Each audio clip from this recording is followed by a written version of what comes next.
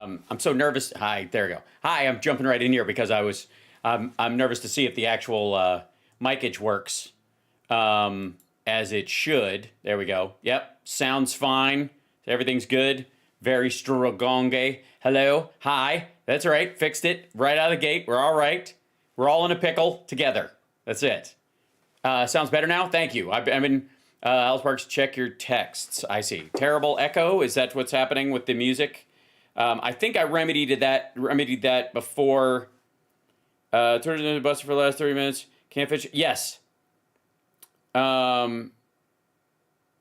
Thank you. Yes, I noticed that Twitter's DMs are on the down low, and so yeah. Let's see. I will go to the staff, only for staff. There we go. And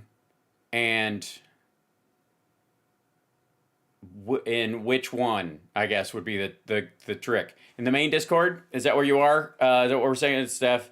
Talking with people in the locked only for staff ones? Or we'll figure it out. I grabbed some stuff, so we got stuff in the kitty because I noticed it was taking a dookie. But yeah, we managed to. I think I managed to dodge it. We shall see. I hope. Let's see. The bed. Okay, the bots, and then let's see. Let's see if we find the dudes in there. All right, never mind. Done. Okay, so sound, your channel isn't even coming up, and I'm following you on Twitch. Notifications didn't come up either. Yeah, I will. I'm gonna do. I've decided. See, here's the thing about the when you see the right wing clamoring about the fact that they're being shadow banned and all that shit. There's a lot of auto services that all of these sites provide, and let's be completely honest. All of these services are at the whim of an algorithm and at the whim of what will make the platform the most money off the least amount of people, without it. Like, there's a peak point where you get so many subscribers, they're worried that if you disappear or you get so big, you can leave the platform. So they start muting you and shit like that just to keep you down a bit so you don't get, you don't game the algorithm, because a lot of people have figured out how to do that with vidIQ and other stuff.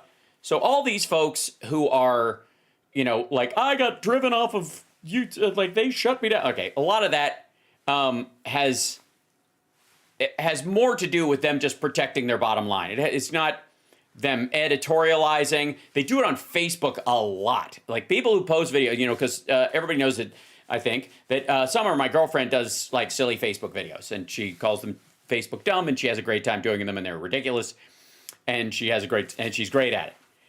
But some pages that she posts these things on don't get any traction, and some just shoot to the moon. It's seemingly at random.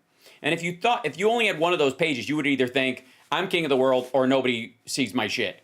And nothing is further from the truth. They literally, like, there's this constant algorithmical flaw. They treat it like those digital stock trading bots? It works like that, okay? So wouldn't be surprised. I would not be surprised if ultimately, it eventually comes out that this is how the algorithm works and people get all mad and yada yada. But still, the way around it. Okay, thank you, thanks CSL. The way around it, quite frankly, and let's just say hi to the chat. Hi, chat. How are you? I'm bringing something up. Where did we go? It's the what now? I looked and then I forgot it right away. There you go. Gotcha. So one of the, I'm personally, and by the way, CSL, this might be a great way to do it from now on. If we want to just do it there, I think that's a great idea. Rather than Twitter DMs, because God knows it's got limitations on what you can do, and I'm fine with that. If we bump stuff over to there. That said, oh, this is going to be some good stuff. Oh, okay. I got some pretty good stuff. Let me grab one of these because this one I gotta look at. Yeah. Last night was one of the most.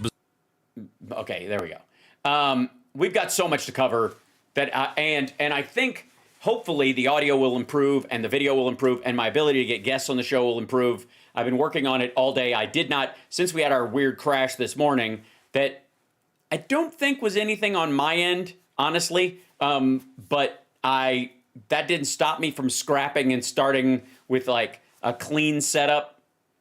And so I'm working on it. I just want you guys to know I'm working on it. That the next time I have a guest, it will be, I'm greasing that shit. It's going to be zip.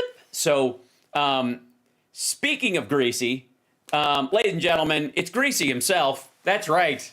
Don Cokejaw Jr. doing his best to look like Ellis from Die Hard. I mean, can you imagine seeing that guy when you're watching Die Hard and you're like, which guy of all these people would I like to be? Sure, they're the people who, like myself, who really related to Bruce Willis's character and how vulnerable he was and heroic he was throughout the whole movie and his care to save his wife and his family and as many lives as possible, where he constantly endangered his own life and running across broken glass in his bare feet. And you find it kind of inspiring as a character story, you know, very like unsuperhero-y behavior from a very fragile man. Sure, you could be inspired by that, like I was. You could look at Hans Gruber and go, "Wow, what a classy, oddly accented fellow he is, ladies and gentlemen." As and a you know, a cold-blooded murderer when he shoots Mr. Takagi, who I guess you have to think he's cool. You have to look past the moment where he shot a father of 5 right in the forehead because he wouldn't give him a code he didn't need in the first place. Because fuck that guy. And I mean Hans Gruber,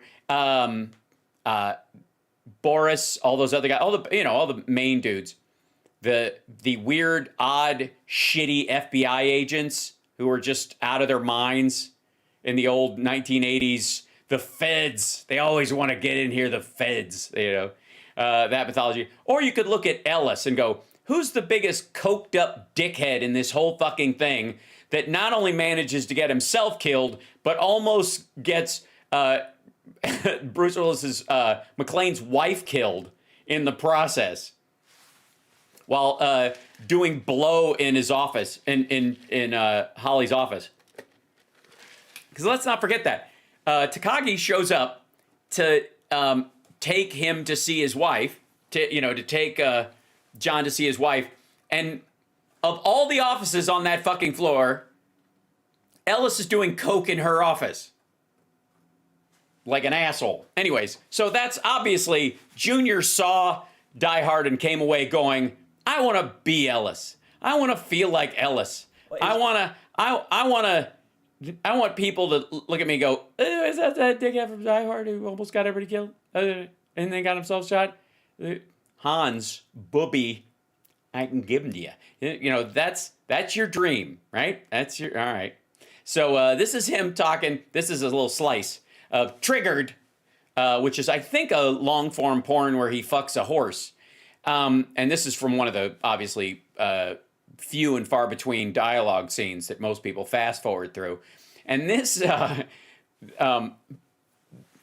is his interview. He's got as a guest Kevin McCarthy. And I don't know how he managed to get that guy. He's so in demand and so busy legislating. How did he even have time to be on a podcast this early? But we'll see. Guys, and he also, Junior released another thing, CSL, and I looked all over for it. It doesn't show up on his Rumble page yet, which is very awkward.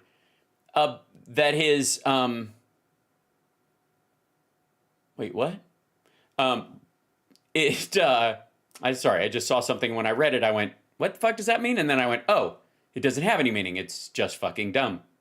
It was this, by the way. This is in the Discord. You put it up here. Here you go. Evil is greedy. Yeah, I know. Isn't greed evil? Because evil would be the primary. Never mind.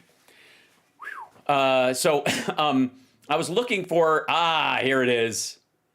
Here it is. I don't know why it wasn't showing up. Here it is. Let's go here first before we go to the moment, because this is Junior in a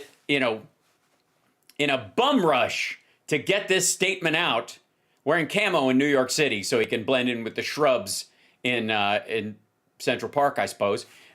This is President Trump responds to Biden's insane soda speech. Watch! So this is just him playing his dad's thing, which we saw already in the morning show before everything went to shit. And then we'll bounce to it. Hold on. And by the way, don't forget to subscribe. It's HAL Sparks Mega Worldwide. I'm here every day. I'm throwing this stuff up for free, just doing my thing. So if you like it and you appreciate it, throw me a bone, or a couple of bones, or a couple of Norwegian kroners, or whatever, and we'll get on with it. Here we go.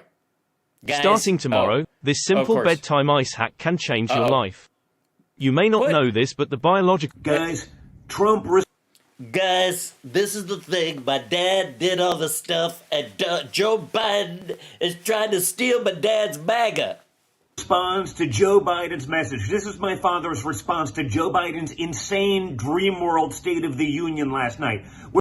He has his own channel, fuckhead.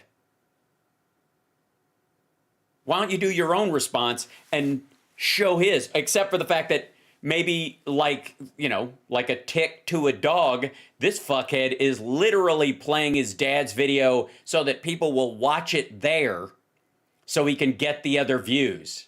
Yeah. Grown man playing his father. Like, let's see.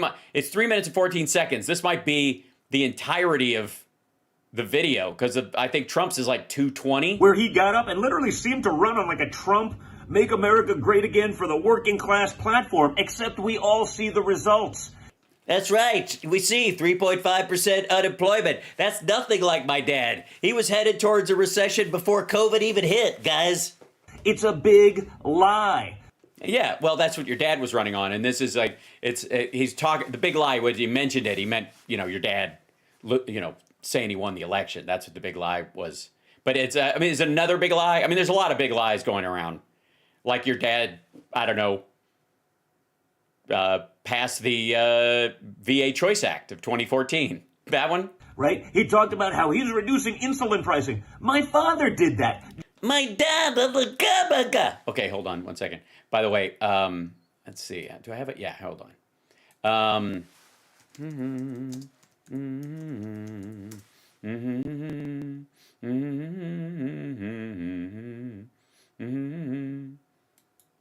Let's see. President Trump announces lower printing. Okay, this is the 2020. This is May of 2020. This is what he's talking about, by the way.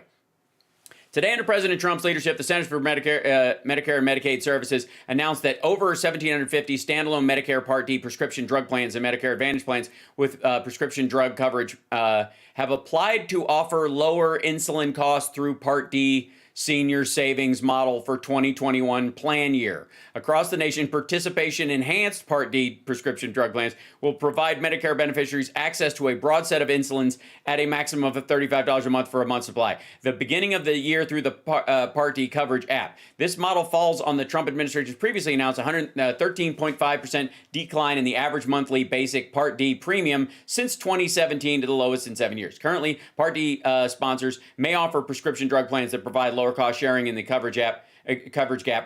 However, when they do, the Part D sponsor accrues costs that pharmaceutical manufacturers would normally pay. These costs are then passed on to beneficiaries in the form of higher premiums. The new insulin model directly addresses the disincentive by doing two things. One, allowing manufacturers to continue paying their full coverage gap discount for their products, even when a plan offers lower cost sharing. And two, requiring participating Part D sponsors plans in Part D. You get the point? It wasn't mandated. It was optional. And it didn't work. Joe Biden came in and canceled it. Now he puts it back in and takes... Yes, he cancels the temporary optional version and makes it mandatory. ...credit for it. Just like he's taking credit for job creation by allowing people displaced from a pandemic to go back to work, right? Wait a minute. Now, are you starting to tell me that when your dad says we build it back again in 2020, he built it back immediately that was just that he was building, that those were jobs he created, the jobs that came back at the end of 2020 and then, of course, went away again? You might be onto something, Junior. Look at that. Hey, that's not a real statistic. It's not a real it's a real statistic. You could say that it doesn't benefit one side or the other, but it's a real statistic. Secondly, for the record, Biden, there was no guarantee those jobs were coming back. Let's just be abundantly clear. Never are. Same thing with 2009. The idea that, like, in retrospect, we can look back at jobs coming forward, but that doesn't mean people are going to manage to do it. That, especially in the time, they might do it in 3 years or 5 years or 10 years. It depends on how destitute or how few jobs there are. We have so many fucking jobs. Everybody was able to go right back. Allowing people to go back to work is not job creation. Right. Tell your dad that. Yeah, that was in 2020. Afterwards, though, 10 million people starting brand new jobs, and the extra jobs on top of the ones that we had are all Joe Biden. That's all his plan. And he gets to take credit because it took a period of time for making sure that those jobs that went away actually did come back instead of evaporating. Right? The economy isn't booming. Look at what these policies are. They're not populist policies. They gave us skyrocketing inflation.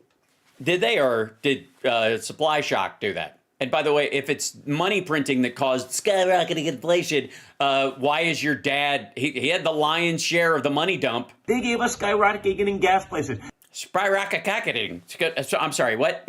Right? The economy isn't booming. Look at what these policies are. They're not populist policies. They gave us skyrocketing inflation. They gave us skyrocketing gas prices. Rocket giggling. I see. Skyrocket giggling. Afternoon delight. Skyrocket giggling. This is that like free healthcare for a look. He's definitely got his father's best words, and nobody adds extra syllables to it. It's like their own version of Pig Latin. Just add giggity to the middle of any word. They canceled oil pipelines. They canceled.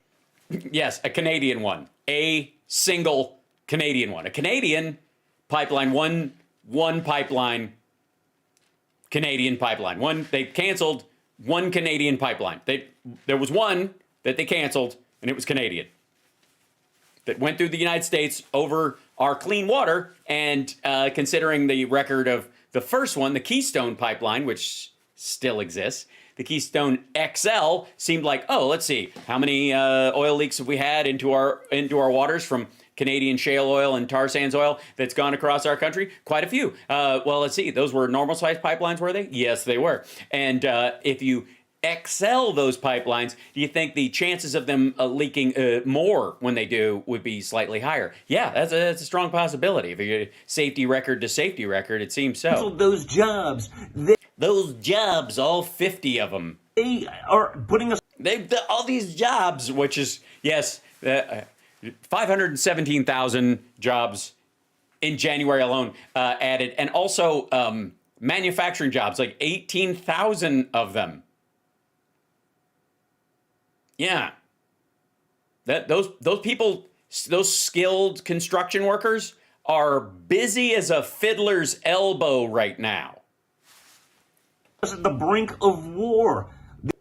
No, excuse me. We're already in World War III, and your dad said so a month ago. Now you're saying brink. Now, I'm glad we moved back. We were in the war, then now we're back on the brink. Thanks, Joe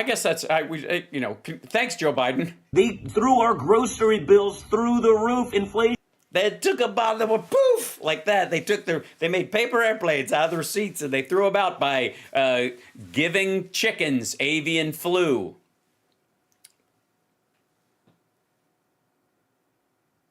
Yeah. It made egg prices go up by by encouraging Americans to eat organic and therefore not wanting antibiotics and other chemicals in their eggs especially, and then those chickens became more susceptible to avian flu, and a lot more of them died maybe than would have. But in general, the eggs are healthier, so we put up with it, and every so often the price is going to spike because a disease is going to kill our fucking chickens because they don't have antibiotics in their system. Okay, fair trade. Inflation is insane, and so are our interest rates. And as our mortgage reset you're going to see even more of that. It's all one. And as our mortgage reset, is there a button that we're aware of? Guys, what does that mean? Excuse me. I'm sure he thinks it means something. What is our grocery bills through the roof. They threw our grocery bills through the roof. Yeah, right. I'm amazed because I didn't even realize they could carry that much. Because you'd think there'd be more wind drift. Inflation is insane, and so are our interest rates. And as our mortgage reset, you're going to see even more of that.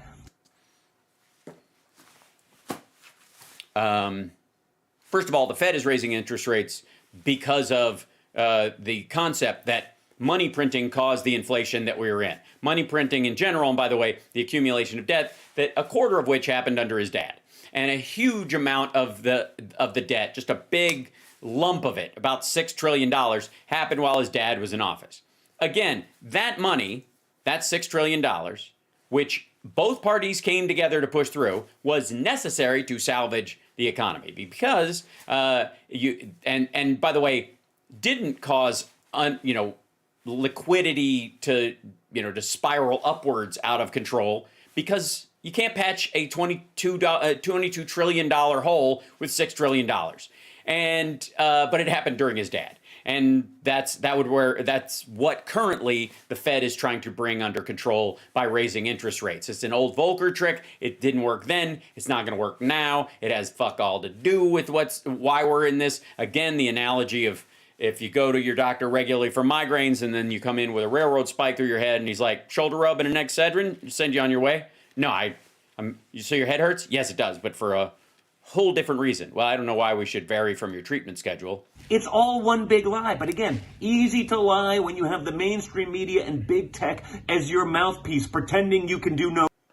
Well, yeah, but if that only works, if I'm prepared, if you don't mind if I nitpick, if I may, that only works if when people go to their job or go to the store or go to a football game or watch television or do whatever they do with their pastime or hang out with friends or go to clubs or drink or dine out, if the entire world around them is cratering, then no amount of collusion between the media and tech companies to convince you otherwise will work. You will go outside and reality will slap you in the fucking face or hit you in the head with a bat if you live in any major Democrat city, apparently. And the problem these assholes have is that is not the general experience of most Americans right this second. Even with eggs on the rise, people are going, wow, these eggs are expensive, and putting them in their cart. That is, you're not under rubble in fucking Turkey, asshole. You're not in Bakhmut getting shit rained down upon you from Russian invaders.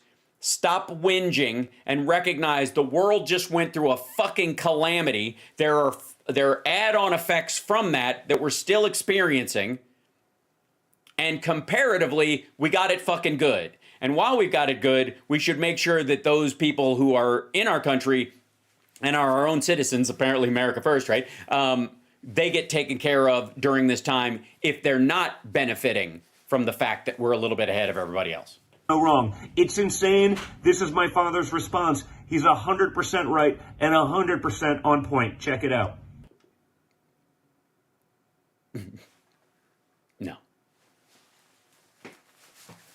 No, I mean, I could roll through it and see if he adds anything at the end. I don't feel like it. We've already watched it. Check this out. No. It's just, I don't know how to be like a quicker, find a way to be a dick about it. By the way, Michelle says, because Samuel Alito's mom, Satanic Abortion Clinic, is so nifty. Oh, I see. Thank you for that 666 super chat. Appreciate it. Robert Brunswick, thank you as well. Thanks for becoming members, guys. Also, very soon, I'm working on it, YouTube members will also be able to join the Discord, the sort of limited one that the patrons are on, so everybody can interact. It's nice if you can be a Patreon supporter, but if you do one or the other, you're basically, some of you basically at the lower end, you should be able to still interact with that because it's basically the same financial level, and I appreciate the support, and I wanted to let you know. So if that's cool with everybody, I'm going to add that part to it. And in the meantime, let's go back to where we were with Don Jr. Doing his best Ellis from Die Hard impersonation and interviewing Kevin McCarthy, where this is, and again, this is a clip they posted. Don Jr. and Kevin McCarthy on President Trump's empathy. And I'm sure he's got an anecdotal story that will rival anything that Sarabee Huck Finn Sandbag will say when we get to her in a few moments. Oh yeah, it's HAL Sparks Mega Worldwide. It's also, yeah, I mean, it's interesting that you say that story because I hear so. Also, this is his podcast. This fucker is supposed to be a millionaire. He's got a lapel mic on. What the shit is with the audio in this thing? Good Lord, it's quiet. I think they remedy it partway through, maybe. So many of those from people, and even as let's all just gather quietly close together. I've seen it, whether it's people that have worked with us forever or whatever he's done that's unique. But actually, I thought it was perhaps his greatest maybe political weakness was that he never wanted to show his empathetic side. He's like, I'm dealing with China. I'm dealing with. Yeah. Okay. Yeah. Totally, bro. Also, his mic is on, and if I turned up the fucking sound to accommodate for Don, whose podcast this is. This fucker would be blasting our ears out. Yes. I'm dealing with Iran. I can't be soft. I'm like, you don't have to be soft with them, but show that side. But he still had that old school sort of Germanic, like whatever it was. Like, yeah, I don't know if did he say dramatic or Germanic? I think he said Germanic. How he grew up? I'm like, he actually has. Wait, who's interviewing who here? So much more of that empathy that I think you needed for suburban. This is just kind of magic, though. Like McCarthy's trying to force himself into his own interview. Look at this shit. I'm dealing with China. I'm dealing with Russia. I'm dealing with Iran. I can't be soft. I'm like, you don't have to be soft with them, but show that side. But he still had that old school sort of Germanic, like whatever it was. Like, yeah, I don't know if how he grew up. I'm like, he actually has so much more of that empathy that I think. This is such a beautiful talent for interview going on. You needed for suburban. He's not. That's so fucking hilarious. Like this dude is so used to rhetorically babbling at everybody. And look, I recognize that when I have guests on my show or I'm talking to Johnny or Phil or whatever, there's a fucking delay. In Phil's case, because he's in fucking Ukraine. They're sitting right across from each other. This is not a Chris Matthews effect. Women, but he was like, nope, we're on a world stage. We are literally, whether we're at war or just much closer to it with someone else, I'm never. Whether we're at war or much closer to it with someone else. Fucking hell. Going to show weakness. And I was actually like, man, I wish you would do this. I wish people got to. So we were flying up. We're going to do, he's up for re-election. We're flying up to New Hampshire. He's going to do one of his rallies. As we're going, he gets word that 2 Americans were killed and their bodies were coming back to Dover. This must have been, well, he didn't go to 94 of them. No, 92. He skipped out on 92 dignified transfers at Dover after one of the parents complained at him. Thank you, Water Goddess, for the subscriptions. Bless you. If you have Amazon Prime, it won't cost you a dime to subscribe on Twitch. I'm just saying. And so as we go up the rally, he walks back to us. He goes, "I'm cutting the rally short because I'm going to be there for that family." And so he did the rally, he cut it short, and most of the members stayed. I flew with him. And when you go back to Dover, so I walk in, and they're young Marines, a very young mother, our wife. She is in a place, she doesn't even believe her husband's dead. And he consults her. He goes out. He consults her. What is death like? When somebody dies, is it icky? He consults her. Consoles is the word. And by the way, I don't think that was a mistake. I think Trump more than likely consulted her instead of consoling her. To the field. It is raining. You do not have an umbrella. He sits there as a respect for these men who lost their lives. Was he checking his watch? Not once. And you know what, though? He never went back. He's consoling the family. We go through all that. We get back on the plane, and he walks in. And this is where he won't ever show. I can see in his eyes, and he said, those men should not have to die in vain. Yeah. Why do we have... I mean, and this is the part that people don't see.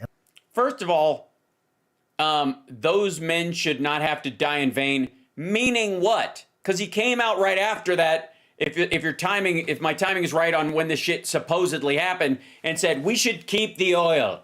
That's what they were dying for, according to this fuckhead. We should keep the oil. And also, like, perfunctory responses because you've been confronted with the partner, the wife, the husband of a dead soldier. Having an emotional reaction in that moment, I gotta tell you, ain't work. You have to actively shut off your shit to not experience that unless you're a total fucking sociopath. Secondly, where was it the rest of the time? I'm gonna cut it short. Yeah. And I wish they did. Yeah, I've literally tried, but again, you know, as a son, you see. But I've watched. Wow. See how loud fucking like he is compared to Junior? Shit. Watched him too, the pride he has in his children. And this is what I'll say too. Look, raising a family is not easy. You know, you're a great father. No, it's not easy. And you're a piece of shit. And you know, obviously your dad wasn't around, and that can be terrible. But they don't see him as they don't see him as the grandfather. I see your kids walk up and it doesn't matter what. He doesn't want to be seen as a grandfather. Just so yeah, but there. But you know what?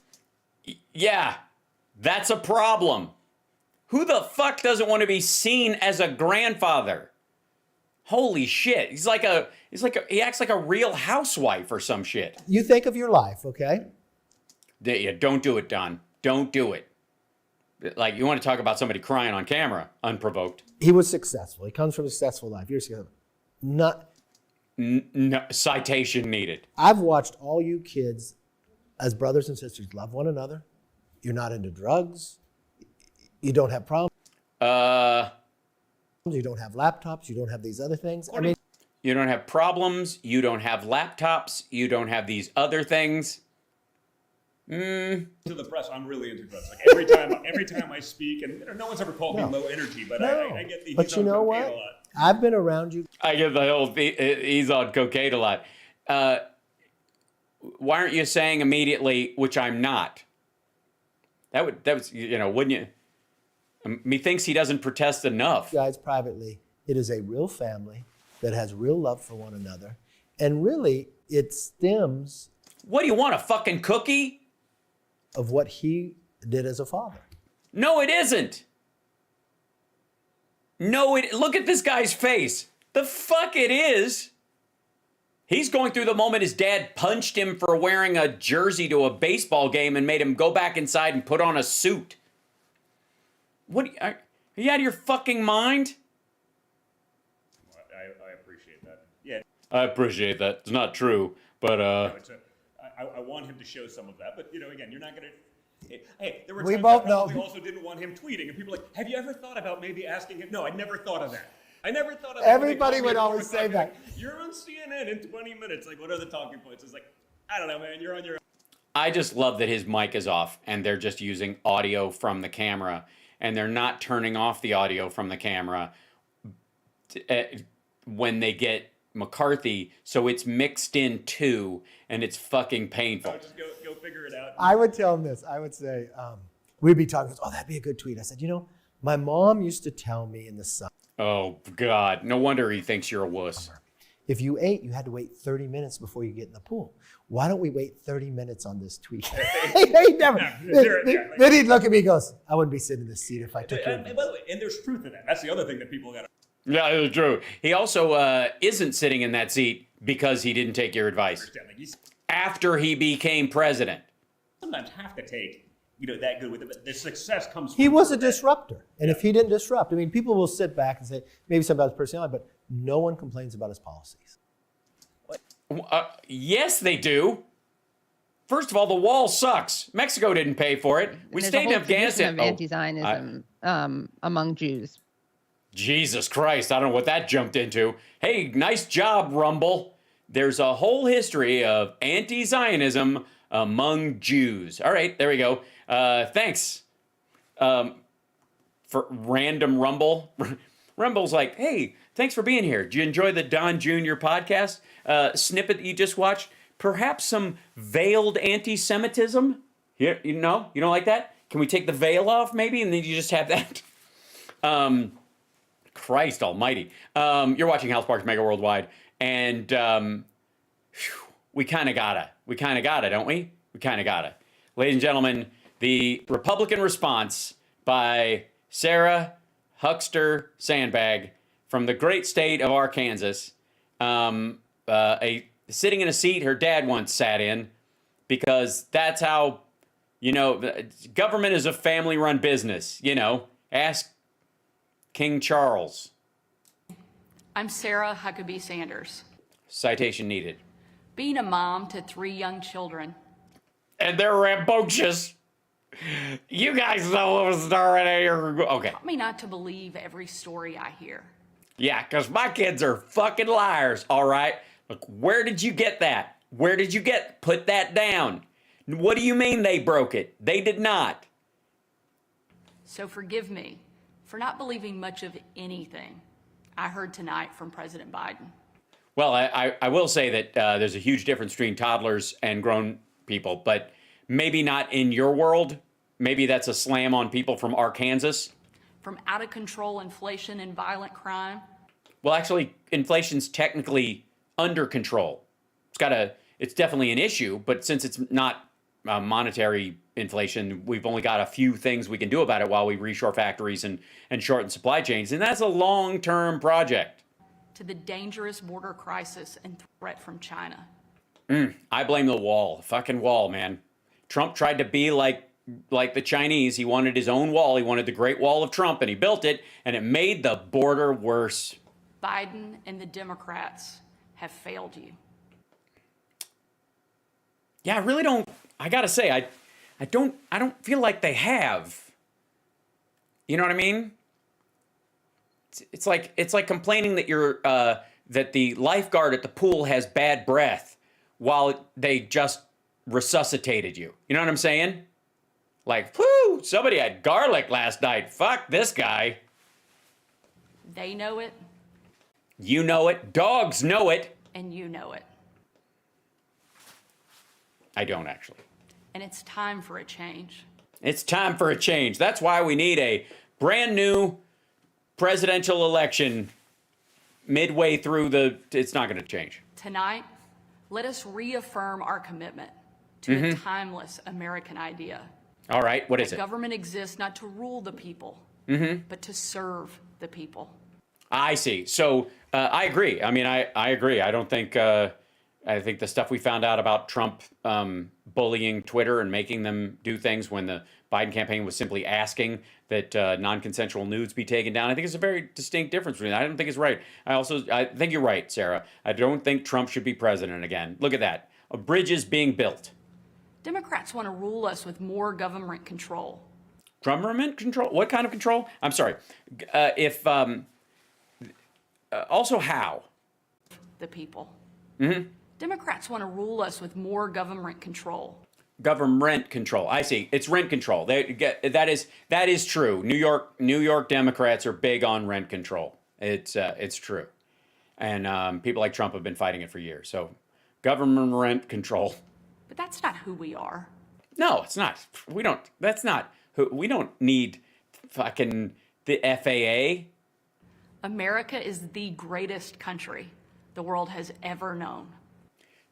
Well, if it is, it's because we have a lot of things regulating what we do. I mean, honestly, if you think our financial system is fucked, wait till you get a load of China or the oligarchical money floating around in Russia. You know what I'm saying? Like those little limits help you out long term. You know what I mean? Like, there's a reason why all the lines in the street don't look alike. Why they serve a different purpose, and why they're a certain measured length so that they're easy to see for the vast majority of people. Because I know you can see them, you know I can see them, but your great grandmother with the fucking who still insists on driving with the bifocals, who passes her driving test but is a little sketchy. If they were any shorter, she would miss them 30% of the time, which would raise accidents 47% and would T-bone a lot of kids on their way to fucking school and smash a lot of minivans. So regulations are useful. Because we're the freest country the world has ever known. Not really. Not really. I mean, honest to God, most places most failed states are technically the freest like countries on earth. I mean, any country where the government has just fallen, you're free as fuck. Free to get murdered, free to get driven over by a tank, or free to live in rubble. There's a lot of things you're free to do. It's the structured freedom that actually helps you. With a people who are strong and resilient. I don't know. I think if you listen to Jim Jordan, we're all, fatty 2x4. And none of us can think because we got fluoridated brains or some shit. 5 months ago, I was diagnosed with thyroid cancer. I'm sorry to hear that. I see the scar on your neck now. I hope you're okay. It was a hard time for our family, particularly our kids, Scarlett, Huck, and George. They sound lovely. Also, you have government health care. Please continue. But we kept our faith and persevered. With your government-provided health care. Thanks to exceptional doctors here in Arkansas, a successful surgery, and the grace of God. And government health care. I am cancer-free. Glad to hear it. Thanks, Joe Biden. Through it all, I couldn't help but think about my mom. She was 20 years old and into her first year. Most moms that survive childbirth eventually do get to be 20 years old if they haven't been already. But it's an important story. Okay. When she was diagnosed with spinal cancer, the doctors told her she might not live, and if she did live, they said she'd never walk again. But thanks to Jim Baker's Tears of Jesus holy water, we poured that right down her gullet 3 times a day like a fucking houseplant, and God knows she was up there dancing. Come on now, listen here. It all moved up out of her, just Jesus raising the Lord up out of her, getting them demons up out of her spine, and that kind of, what's the point? I'm glad she survived. And if she did walk, she'd definitely never have children. And if she did have children, they would never walk. And if they ever had children, they would definitely never be governor of Arkansas. And boy, that Jesus Lord's juice flying down my spinal column, the magic holy water from Jim. The daughter she was told she'd never have was turned out to be just sworn in as the new governor of Arkansas. Yes, because her father was the governor of Arkansas. Please come back when you're the governor of a state with more people in it than Los Angeles. And is speaking to you tonight. Great. Why do you have mayors in a state that small? I'm not kidding. What the fuck is a mayor for? Why does Little Rock have a mayor? Honestly. What is that just to, like, is that hierarchy just for fucking show? Adversity and fear of the unknown can paralyze us. But faith propels us to charge boldly ahead. We can't stand still in the face of great challenges. No, especially if it's a tornado. A lot of tornadoes in Arkansas, and if there's a tornado coming, don't stand still. Get to shelter, or run, or unless you're part of like a twister team, in which case I'm very excited for you. I hope the thing flies and all the little baubles fly out and tell you how they start, so that Helen Hunt can, bring her father back. You and I were put on this earth for such a time as this. Well, lucky for me, I'm here. That's it. Imagine if I'd been dropped off in the 1920s. Shit. Boy, what a kerfuffle that would be. To charge boldly ahead. You're in a living room with blue velvet couches. What are you charging into? What are you going to fashion the bayonet on? A lampshade? I'll be the first to admit, President Biden and I don't have a lot in common. Yes, he's been around long enough to know what the fuck he's talking about, and you think you're charging boldly because you're sitting in the governor's seat your dad once had. I'm for freedom. He's for government control. Well, I guess unless you of course don't mean women and minorities and gay people and specifically. Obviously, you're going to put limits on those. You're not just going to let them be as free as they want. I mean, can you imagine what they would get up to? Come on. At 40, I'm the youngest governor in the country. Yeah, and did it all without any help from her last name or her family or any... no? Oh, that's weird. And at 80, he's the oldest president in American history. So I guess he wins? He's like, he 2x'd you? I'm the first woman to lead my state. Well, you're the first woman governor. We'll see if you actually lead. And he's the first man to surrender his presidency to a woke mob that can't even tell you what a woman is. Well, good. I mean, I guess if they told you what a woman is, they might attack them because that's tough. Well, then why, if they can't tell you what a woman is, why are we fighting for a woman's right to choose then? Why is that one of the primary things? Why is that one of his primary... He can't tell you what a woman is. If the definition isn't narrow enough where it excludes all else, and he uses it in the normative most of the time, but uses it in the non-specific or the exaggerated when necessary for, just being, I guess, polite. Why the fuck? What motivated Democratic voters in this last year to stop the red wave, if not for the fact that we're trying to let women control their bodies? It's a weird thing. I don't know. It's a question. You know what? Put a pin in it. You're never going to get around to it. I mean, believe me, your day is going to be eaten up getting cat hair off those couches. Don't ask me how I know. In the radical left's America, Washington taxes you and lights your hard-earned money on fire. Hard-earned? Hard-earned? My hard-on money? I beg your pardon. Most of that stuff is paid through a series of shell companies. Anything I purchase in the hard-on department, quite frankly, online, goes through a series of unnamed accounts. What kind of idiot do you think I am? Washington taxes you and lights your hard-earned money on fire. Hard-ironed. I see. That's why they're so crisp.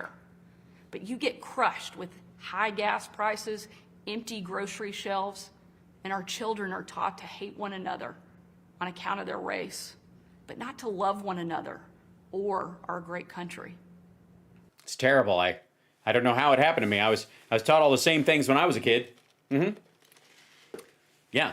We live on stolen land and slavery and all that kind of stuff, and yet I still love the country. Like, I don't know, like all the immigrants that have come here before I was born and since, that recognize that a country's history can be built upon and made better, and you can still recognize that shit happened in the past without filling your heart with hate for strangers. I don't know. It's weird.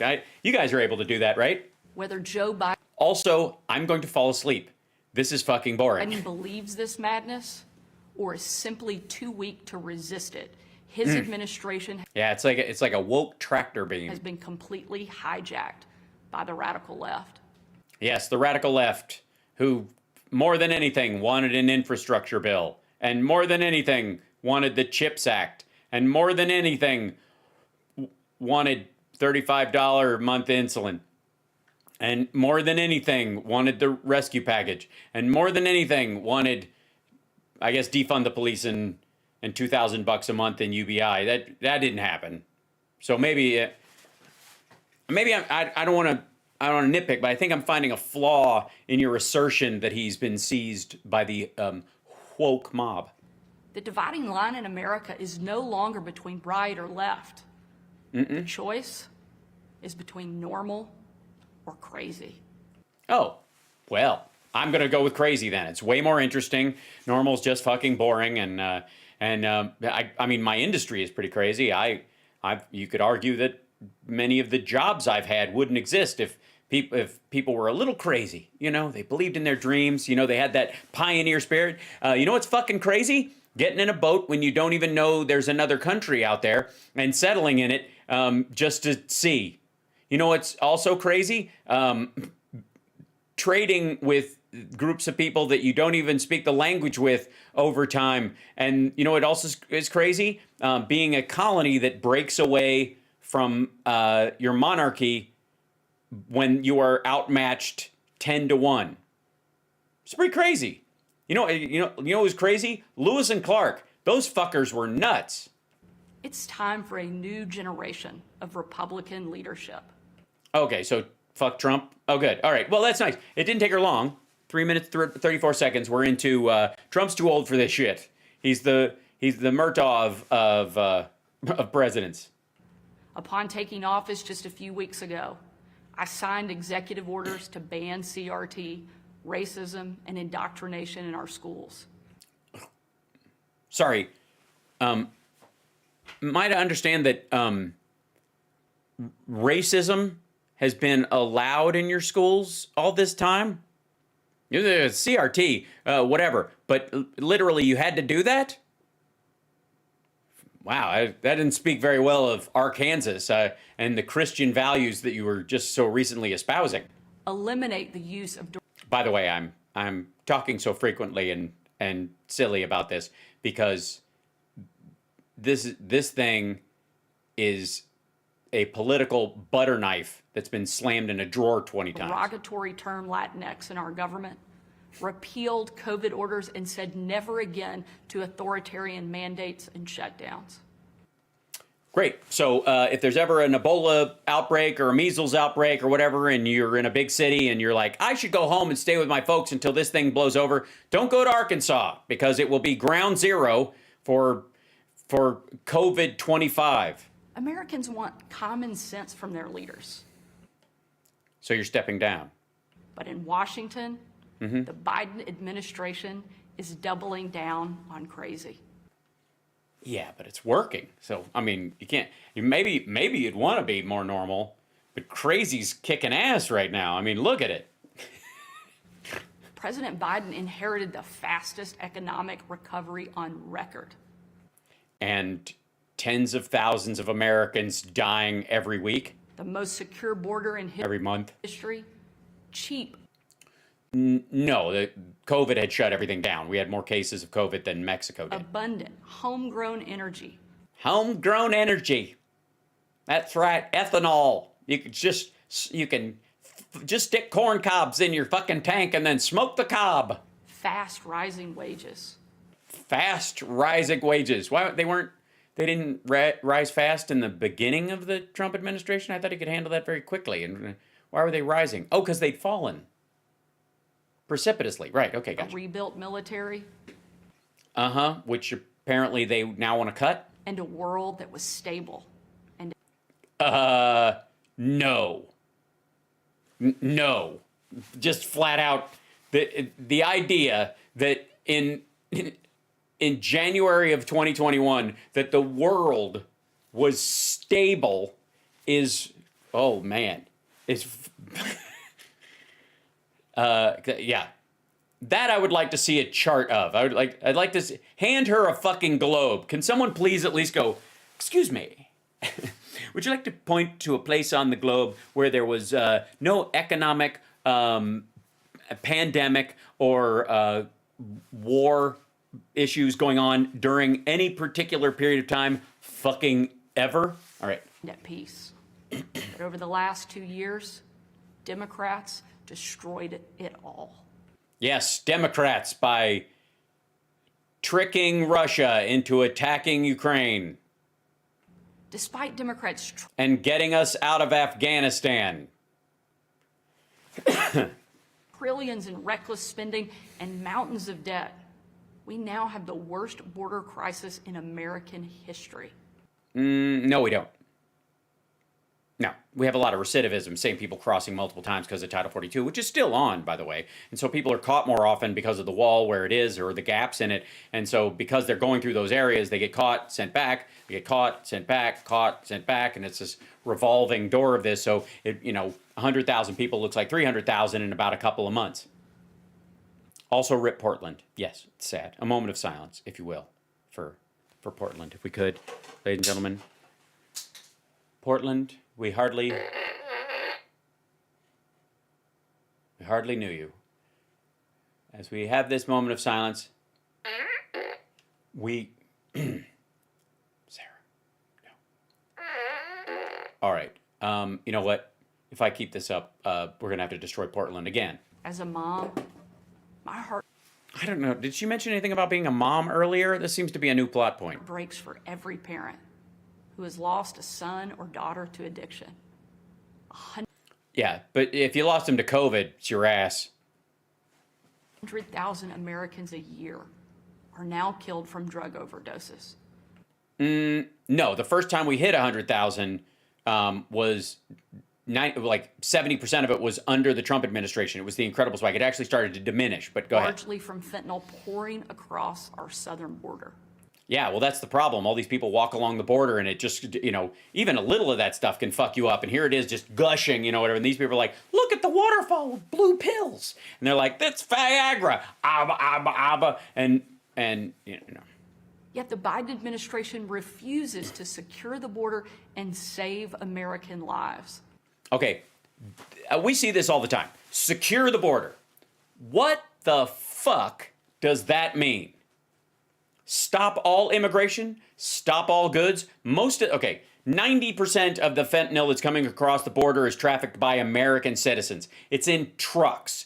And if at one point Abbott tried to shut down all goods coming into the United States, into Texas or whatever, and it fucked up their economy. So they went, well, we'll take a few fentanyl deaths. We got to keep the wheels greased. So the idea somehow that they keep saying secure the border. Again, what the fuck does that mean? And I think what it means ultimately is no one crosses, asylum or otherwise. And if they try, what, you open fire? You set them on fire? Hot oil? What are we doing? What does secure the border mean? Because these assholes didn't vote for for more border funding. Because they didn't like that it had money in it to process the legal claims of asylum seekers. That's why they didn't want it. And after years of Democrat attacks on law enforcement and calls to defund the police. Which never happened. And as a matter of fact, Biden never signed on to that and won the nomination and has been president for 2 fucking years. Violent criminals roam free. No, I mean, there's definitely issue in some cities with their DAs, but in general, no. Also, Arkansas's murder rate is fucked up. Check it out. You've been on the job for a couple weeks. Ask for the stats. As a matter of fact, hold on. Let's go to Arkansas murder rate. Let's just, because, it ain't. There you go. Well, she's not quite on the job yet. Little Rock, that's just Little Rock by itself. I want the whole state. I'm seeing Pulaski County, Arkansas online. Homicides at 119 at the end of 22 in Pulaski County. Little Rock killings surpassed death toll record set in 1993. Shit. Well, it's obviously you got those loosey-goosey DAs down there. It represented a marked jump compared with 65 deaths reported in 2021, a total which itself second only to 1993. That represents a 24% increase from 2021 to 2022. So obviously you got some work to do. And that's, like I said, that's just one city. Let's see. Does it just say, yeah, Arkansas murder rate?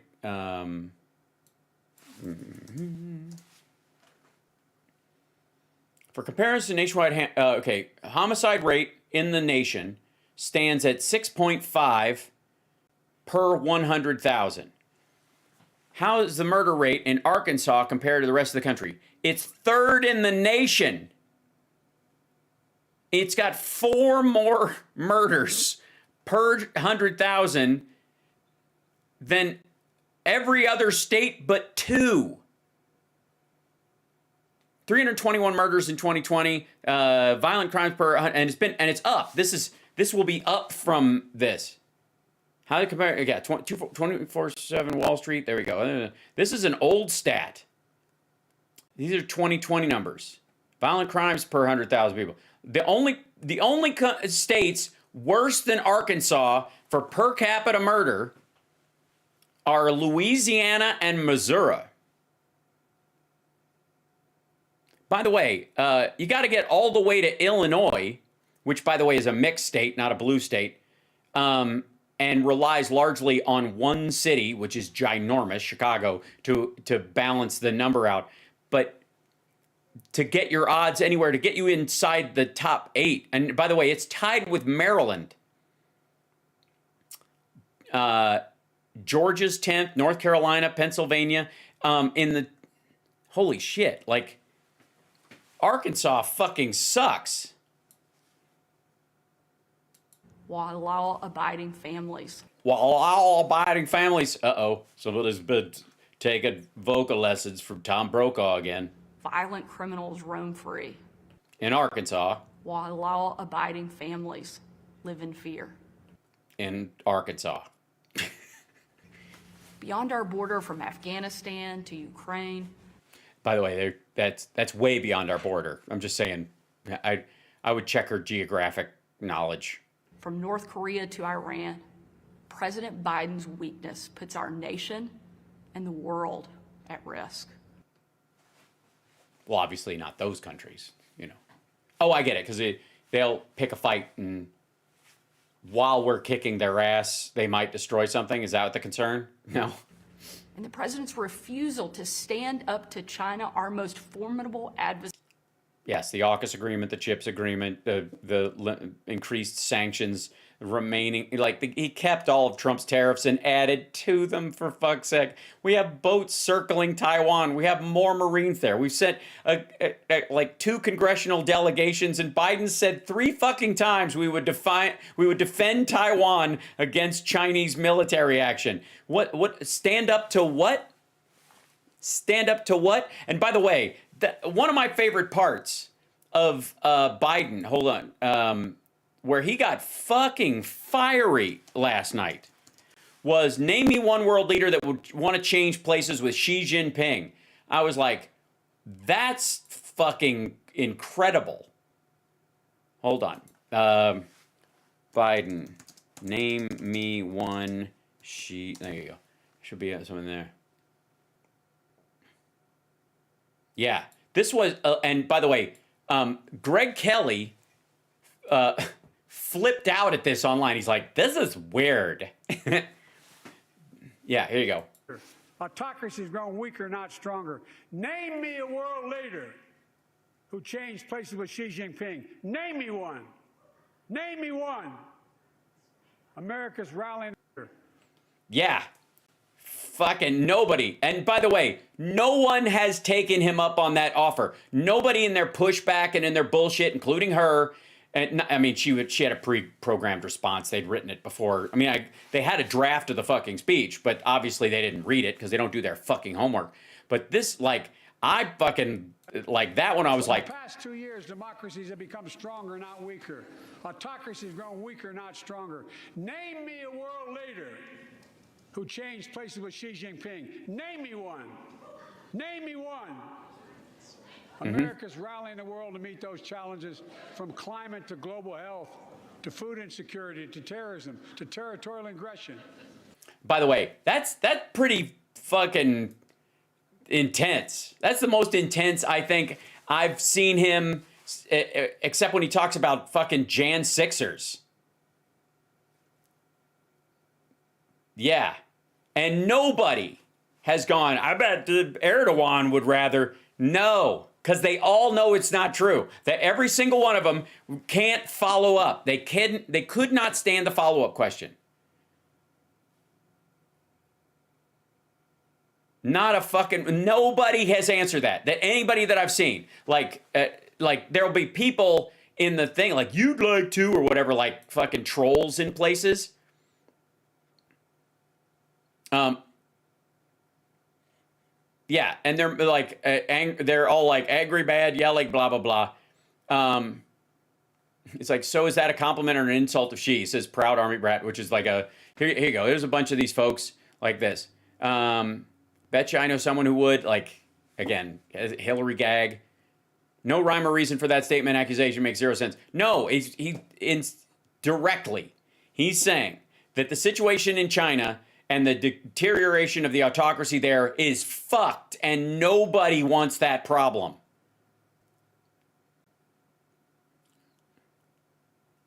Did Biden really say the news? Yeah, this is like, I can think of 100. Name one.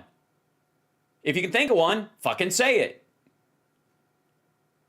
Yeah, what the hell does that even mean? There you go. Yeah, Old man yells at clouds. He's no longer worldly. Trump would probably jump at the chance he gets to be dictator. I see. Yeah, but that's because he's dumb.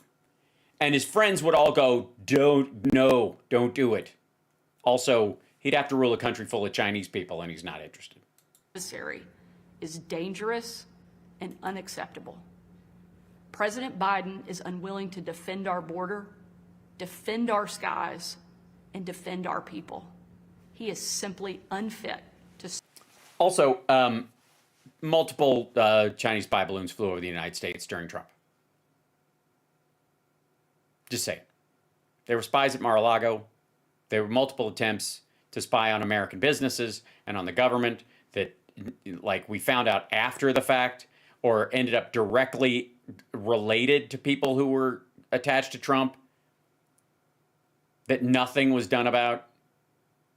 These people were there when all these fucking secrets were stacked at Mar-a-Lago. It's a joke. Serve as commander-in-chief.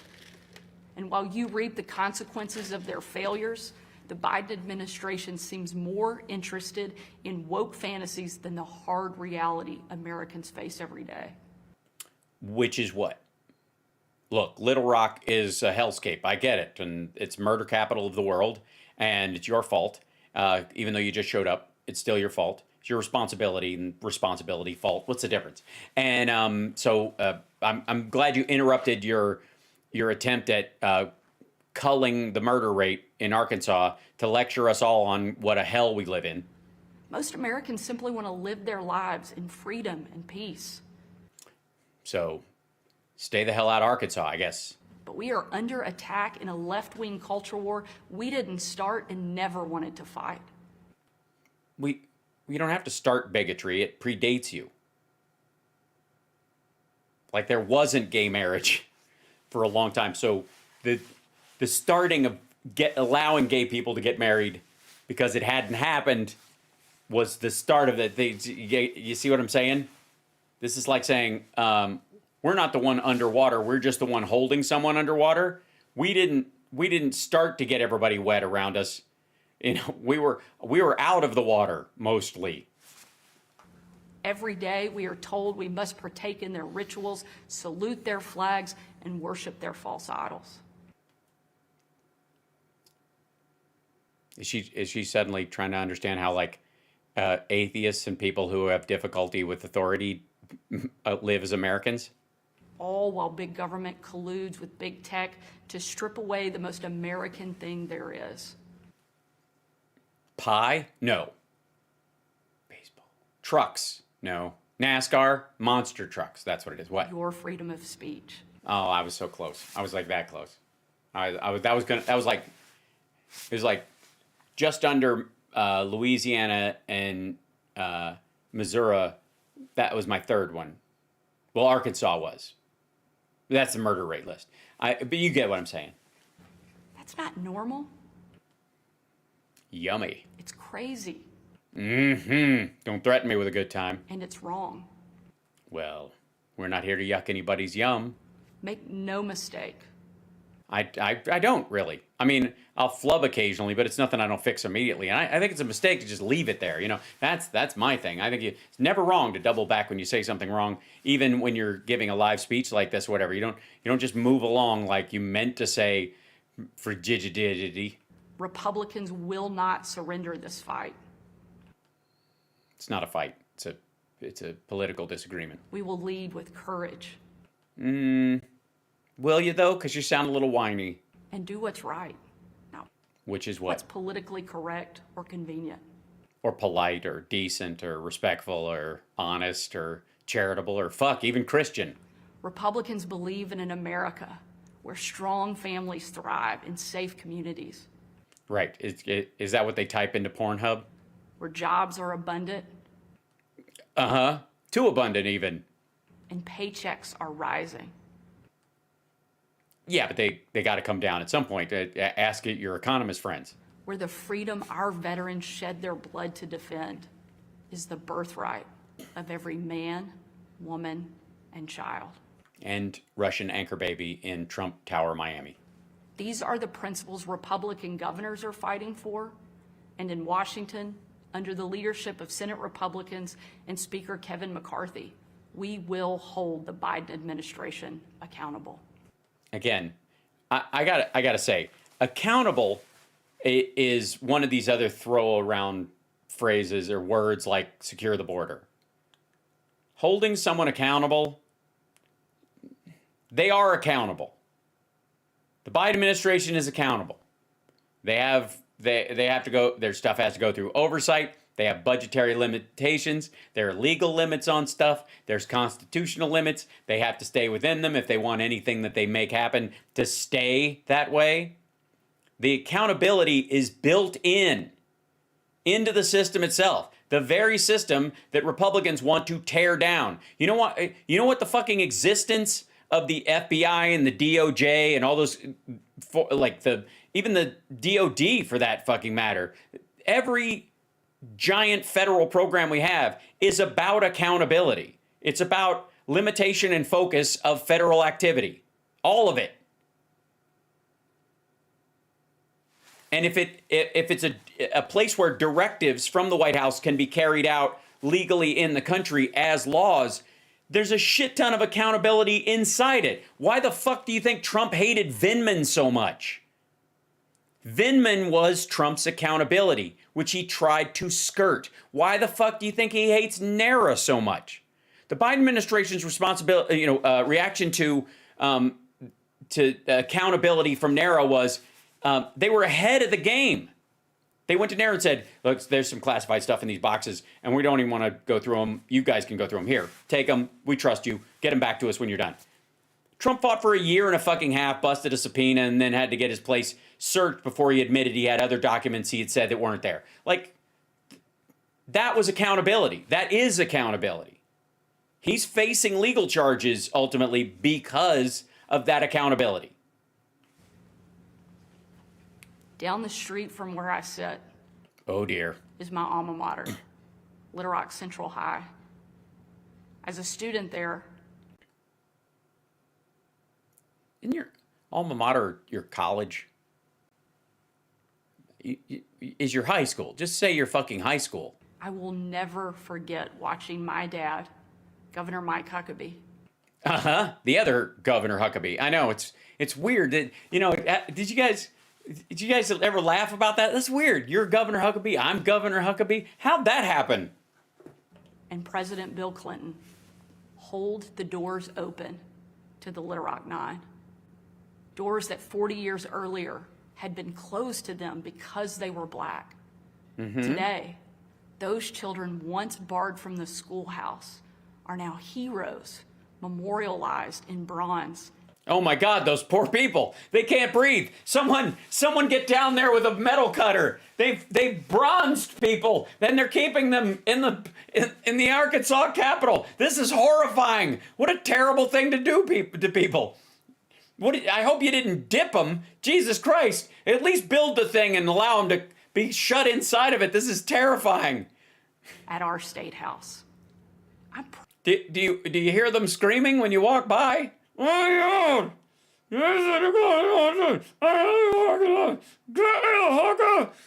I'm the hero! Get me the hook out of the Proud of the progress our country has made.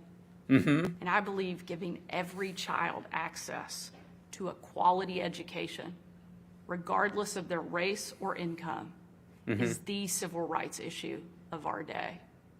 Tomorrow, I will unveil an education package that will be the most far-reaching, bold, conservative education reform in the country. Yes, it will be called the United States of Arkansas. And the first thing we will do is establish ourselves as a colony and declare war on the Moors in Baltimore. My plan empowers parents with real choices, improves literacy and career readiness. Well, we'll see, won't we? How do you know?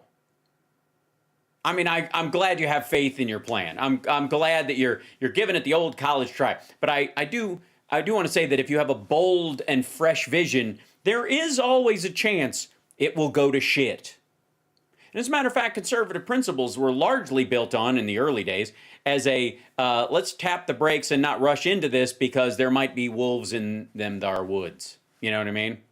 Just why don't we walk a little slower in case there's any quicksand, you know?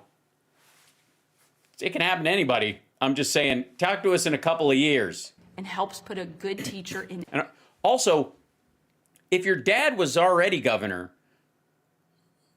shouldn't he have fixed this shit? I mean, obviously people thought he was doing something right because they liked his name enough to hire you, but shouldn't he have solved all this stuff a long time ago? In every classroom by increasing their starting salary from one of the lowest to one of the highest in the nation. Great. Democratic principle through and through. Stuff Democrats talk about all the time. Also, the reason she's doing this is because there aren't enough teachers and she's having to do this. Everywhere they're having to bonus teachers to get them to come and, you know, especially to move to the sticks. Here in Arkansas and across America, Republicans are working to end the policy of trapping kids in failing schools and sentencing them to a lifetime of poverty. So that's Arkansas, is it? That's how Arkansas works? Also, can we just say for the record, she went to a public school, the same public school she's talking about that her dad and Clinton opened up to allow black kids in. She went to that school.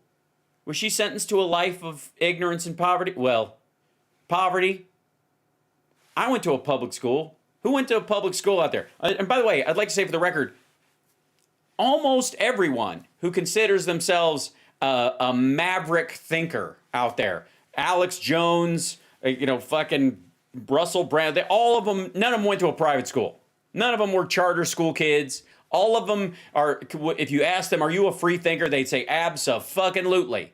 So what must they think of children that they think that just because somebody says something to you, you're automatically going to buy it sight unseen for fucking ever? It's this total school voucher dog whistle, no question. We will educate, not indoctrinate our kids, and put students on a path to success. Where they too can use nepotism to become governor of a state their father was a governor of. It's time for a new generation to lead. This is our moment. Not you old fucks, Trump. This is our opportunity. That's why I, Sarah Huckabee Sanders, am endorsing Ron DeSantis for president. A new generation born in the waning decades of the last century. Yeah, you put it that way, it sounds like we're all in the fucking Donner Party. Shaped by economic booms and stock market busts. Well, and the music of Vanilla Ice. Forged by the triumph of the Cold War and the tragedy of 9/11. A generation. Were you forged? Were you really forged in that? Were you forged? Or did it steal your spine? Did it? Brimming with passion and new ideas to solve age-old problems.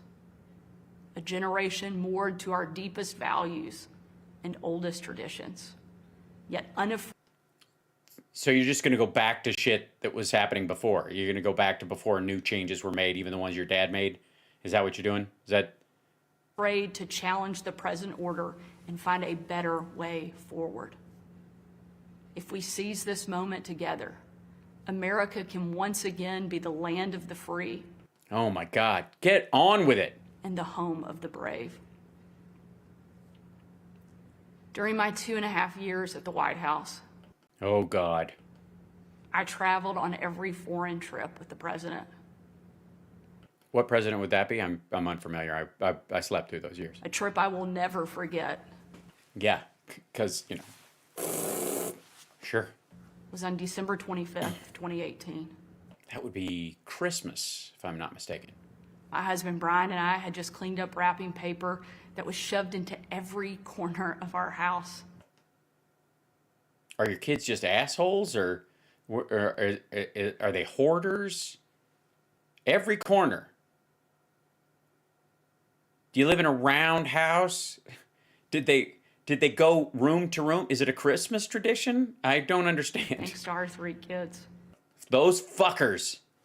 Every corner. Well, hopefully no one bent over.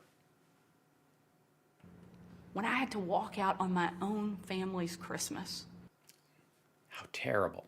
Why? What kind of an asshole would make you do that? unable to tell them where I was going that night. Well, I mean, affairs do have a bad effect on the family. It's obviously, you don't just ask MTG.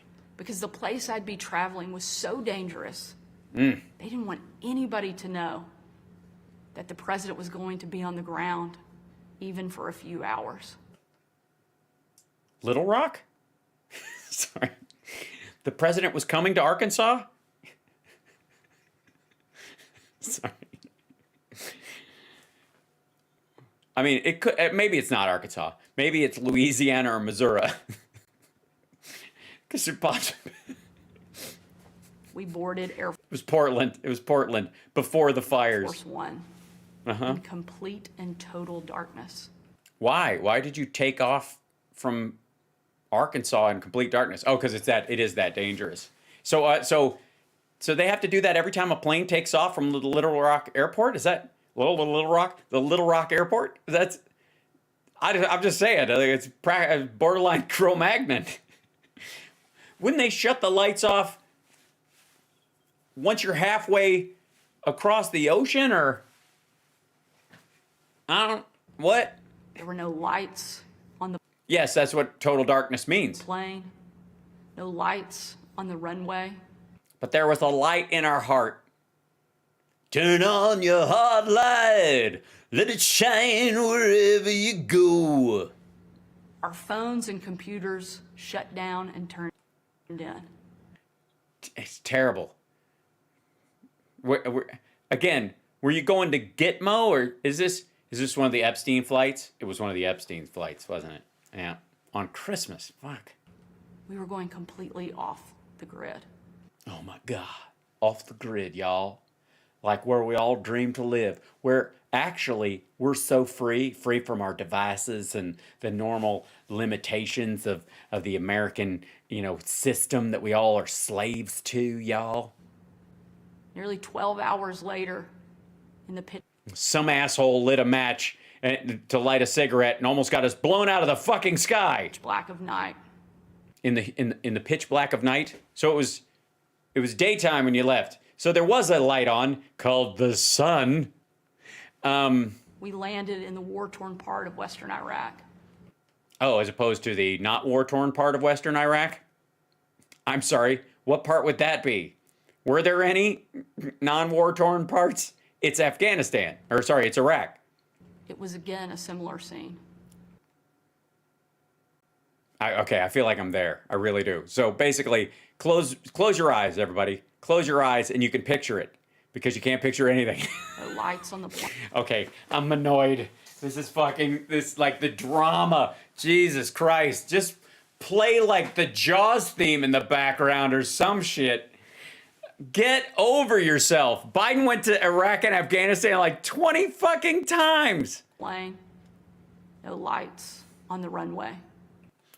Yeah, we get it. Yeah, we're still, all of us are fucking confused why there were no lights when you left America. Except for the fact that apparently Arkansas is a dangerous shithole. The only thing you could see was coming from about a mile away. Uh-oh. A missile? In a dining hall where hundreds of troops who were in the fight against ISIS. A food fight? Sorry. There was a fight. Wait a minute. There was a fight with ISIS broke out in a mess hall? Had gathered expecting to celebrate Christmas with senior military leadership from And unfortunately, around the region. They had absolutely no idea that Trump gave a shit or was so desperate to get reelected that he thought he'd fly in. that the president and first lady were about to walk into that room. By the way, hadn't he just lost the House in 2018? So he went there at Christmas basically because he was like, oh, fuck, I need some human shields. And when they did, it was a sight and a scene and a sound I hope I never forget. Okay, first of all, a sight, a scene, and a sound you hope you never forget? What are you... Do you walk around concerned someone's gonna bang you in the fucking head with a 2x4? I mean, it is Arkansas. Which we understand, thanks to you, is a hellhole. We get it. I'm sorry, Arkansas. Anyways, it's your Kansas, not my Kansas. What? You hope you never forget? How about that you'll never forget? If it's that good... If you have to hang on to a memory, maybe it's not that memorable. Room erupted. Oh my God. Well, I imagine so. ISIS and our own soldiers in there fighting with only chicken legs and mashed potatoes. It must have looked like a Marx Brothers film in color. Men and women from every race, religion, and region, every political party, every demographic you can imagine. Not everyone. I'm going to guess there were no Orthodox Russians in the room. Well, I mean, they might have flown in with you. Good point. They might have been in Arkansas. Started chanting in perfect unison. Yes, as they should. And if anyone's out of order, there will be hell to pay. And never mind the fact that someone had told them, he's here, and he's on the thing, and we all should chant USA when he comes in, otherwise he's going to cut off food to the base. Over and over and over again. So it got tiresome after a while? Was that part of the sight or the sound or the scene or the smell? USA. I see. Is that because that's what they thought his name was, or? USA. I see. Maybe they were, maybe they were saying, some of them were saying USOB and you misheard them? USA. Oh, I don't know. I'm going with USOB. I think they chanted USOB. I'm just going to go. It was an absolutely perfect picture. Isn't it wonderful? It's so great. It's a perfect picture. People in a sheltering in place, essentially eating MREs and ham, totally spontaneously shouting that the president had come visit them. Of what makes our country great. The Iraq War? One of the young soldiers yelled from the back. Yes. Officer, soldier, private, first class, somebody. Mr. President, I re-enlisted in the military because of you. And Because of the bonuses that they were handing out? Because the president said, and son, I'm here because of you. Okay. First of all, let's get beyond the fact that it sounds like that's an accusatory statement. I'm here because of you. This is the shittiest part of being president. I hate this. Like, just the language. Also, there's no fucking way he said, son, I'm here because of you. Son, get the fuck out of here. He said, I don't doubt that he said something like, I'm here because of you. I love you too, kind of stuff. But he didn't say fucking son, get the shit out of here. Shortly after, that young soldier came up to me. And said, ma'am, does he actually think I'm his son? He said, Sarah. Are you my mother? You have a tough job. You have a tough job. working for this asshole. I told him what I do is nothing. You take bombs and bullets. That's a tough job. Where does he take them? Oh, you mean he takes them? He takes them. I hope he's got a prescription. He takes bombs and bullets. And in a moment that I know I'll cherish for the rest of my life. Even if you forget the sight, the scene, and the sound that happened before, which you probably will, because I barely remember it. You just told me about it. That soldier reached up and he pulled the Brave Rifles patch he wore on his shoulder. And he placed it into my hand. A sign of ultimate respect. And that's why I asked Trump if I could have the Medal of Honor when we got back, because now I'm an infantry soldier. And he said, Sarah, we are in this together. Also,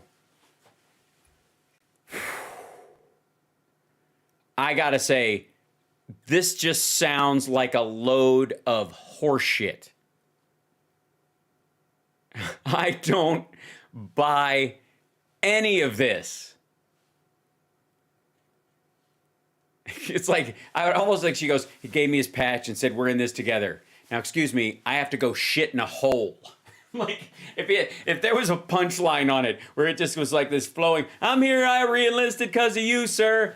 And yesterday, I watched one of my buddies get shipped back to Dover and you couldn't even be bothered to fucking go by and see his casket, you bastard. Overwhelmed with emotion and speechless.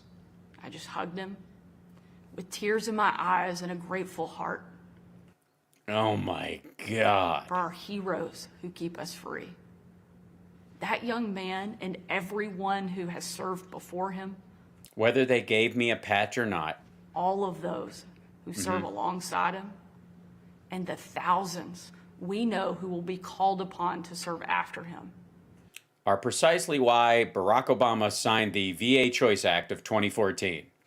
And, deserve to know they have a country and a community back home doing our part in the fight for freedom. which is what exactly? Charter schools? What do you wear the rifle patch to school board meetings? America is great because we are free. But today, our freedom is under attack. Oh my God. From who? Clearly not Iraqis. And the America we love is in danger. America, you in danger, girl. President Biden and the Democrats have failed you. Me? I don't know. I mean, I think there's limitations on what any president can do if they don't have, absolute control of the House and the Senate to pass bills. I mean, it's been a narrow majority ever since, but he's been doing pretty fucking good. I'm just saying. And it's time for a change. You said that part already. Did somebody scroll back? A new generation. You said that part too. Fuck, they doubled the page, didn't they? They did. She's reading the exact same chunk from earlier. Of Republican leaders are. I'm sorry. Of who? 1 second. A new. Okay. Change. What? A new generation of Republican leaders. Republican leaders. I see. Okay. I didn't realize Republican was a verb. Are stepping up. Oh, good. Good for them. Not to be caretakers of the status quo, but to be change makers. Oh, so to destroy what's normal and do something crazy?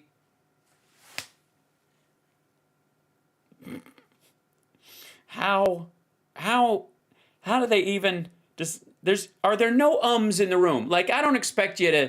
I know they're surrounded by yes men, and I know that there's nobody around them that can say no, but is there anybody who can at least go,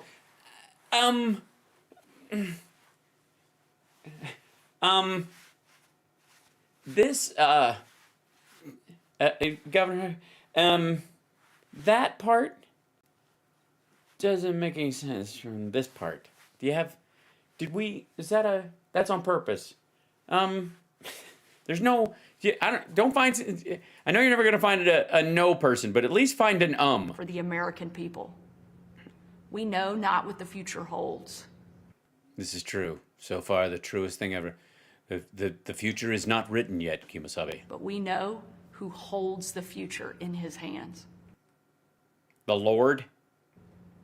And with God as our witness, we will show the world that America is still the place. I guess she did mean the Lord. She didn't say so, though. Where freedom reigns and liberty will never die. Yeah, interesting. And Michael Steele pointed this out, and is absolutely right. And watching the whole thing over again, she never mentioned Trump's name once. She did not say President Trump. When I was with President Trump and I was with the president, she just said, I was with the president. Never says Trump's fucking name. That's not an accident. Either she chose not to, her dad told her not to, or the RNC said don't. That's the biggest. I mean, by the way, this is over. This is so fucking boring. Thank you. You're welcome. We'll all survive. Bye. One of the biggest, like, obvious glaring oddities about that is the fact that she never mentions Trump's name. Not once. And while telling a story supposedly about his mythological empathy that we heard so much about from Don Jr. earlier. Super fucking weird. Now, there's so much. Let's jump in real quick. Let me do this real quick. Hi, chat room. Can I just say, where are you guys? Oh, are you going to be in here? Hold on. Restart that page. See if you guys pop up. 3, 2, 1. Nope, it doesn't want to do it. Why, oh, why can't I see you? Everything's under attack tonight. All right, so let's. There's so much to do. So much. All right, let's. I'm probably going to bow out of this one early on. By the way, you're watching HAL Sparks Mega Worldwide. Like, subscribe, support the show, give a thumbs up. Just do the thumbs up. Just do it. I can't see my chat right now because something's funky. Something's funky. I'm going to look on here just to see if I can say hi to you guys. Let's see. I'm going to chat it to, and the thing with the do, and apparently not. They go, hey, there we go. All right.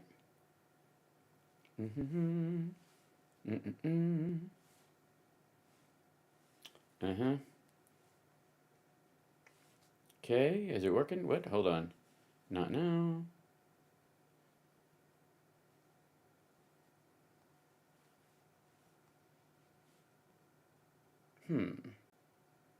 Curious. I see. Something's funky. We shall see. Give me 1 second.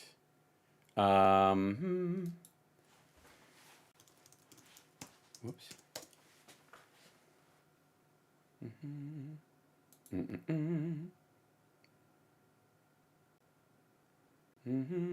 There we go.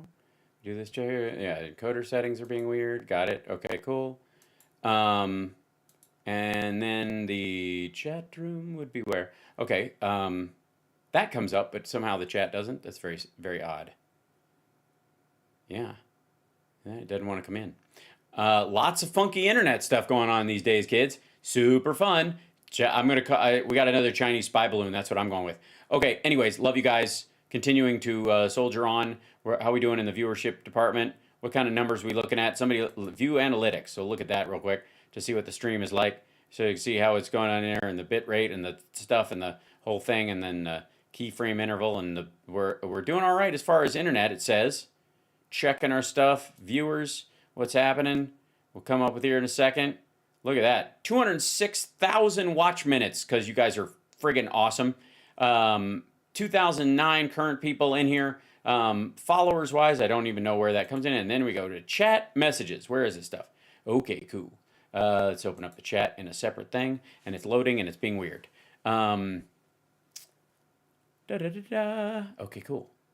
Hey, look at that. 66,000 chat messages in the show already. Like, holy smokes. That's just crazy pants.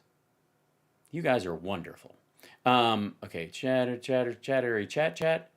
stream and stream. Okay, cool. This is going to be a stream at the stream. Okay, here we go. Let's do this. We'll figure out all the tech stuff later. What's working is working, and we will count our blessings. And this is Glenn Beck's Biden's So Too was the most bizarre one I've ever seen. Cool. Bizarre things I have ever seen. Yeah, I already said that part. Also, you know what? we've decided we're not going to have dessert. So if you could just give us the check and we'll get the fuck out of here. Our president was laughed at. Our president was lost and bewildered. Were you watching one of Trump's old ones, or there were parts of the speech I literally could not understand. Well, that's a comprehension issue that you're going to have to deal with on your own, sir. I've never seen anything like it. He introduced spending and control that is way beyond anything the United States of America has ever done. Not even close to true. Obviously, the highway program and the military buildup around World War II, much less the fucking COVID expenditures, not even close. Just this is gobbledygook. No mention of why we've spent $100 billion on Ukraine. Because you have to follow along and give a shit about human life. Why would you need it explained to you at this part of the game?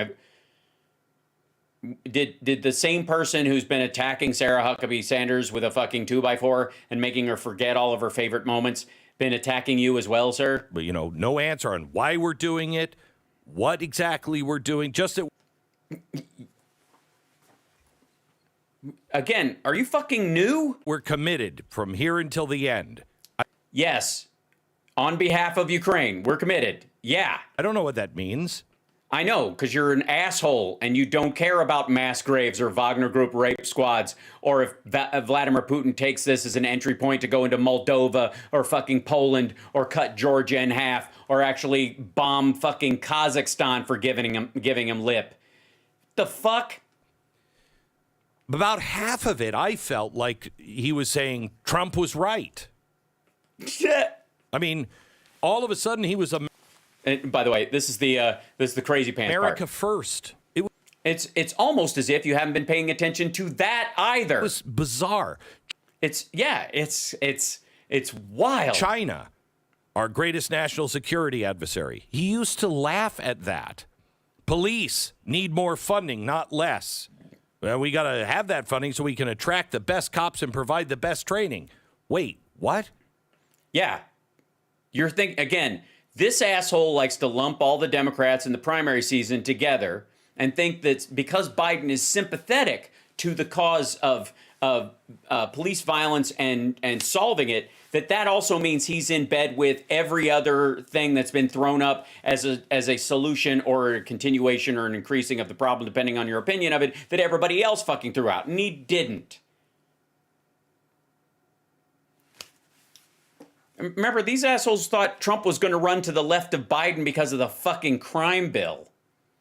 Social media platforms like TikTok are a danger to our children. Uh-huh. And anything coming from China should be banned. Wait, what? I don't know that he said anything coming from China should be banned. That's a weird note you wrote down, because I think they're still trying to deal with like material trade on some low-res goods, but... Buy American and American first, now apparently correct and moral. He's been talking about that that was one of the first executive orders he signed, this motherfucker. The U.S. debt is too high and has to be reduced to take the burden off our children. Right. That's why he's lowering the deficit. That's why he's doing most of the things in terms of like Medicare, Medicaid, and Social Security, as far as costs, like negotiating drugs, will lower the cost of medical treatments and medical services and pharmaceuticals for the American citizens, so that ultimately we don't have to borrow money to patch the holes of the people who can't afford the very high prices. You bring the prices down, that's a hole you don't have to patch in the future, dumb fuck. Now he's also talking about, at the same time, the most spending programs in our history. Such as? And like what? He then introduces that we're going to tax the rich some more for that. No, he didn't introduce it. It already passed 15% minimum tax. Janet Yellen shopped that around to 15 other countries that these companies might run to try to use as tax havens to make sure that they did the same fucking thing. It was the most, but beyond NATO, it was one of the most like tightly organized global initiatives the United States has ever spearheaded in economic terms. Because By the way, they showed Elizabeth Warren when he announced that 15%, and I was like, fuck you.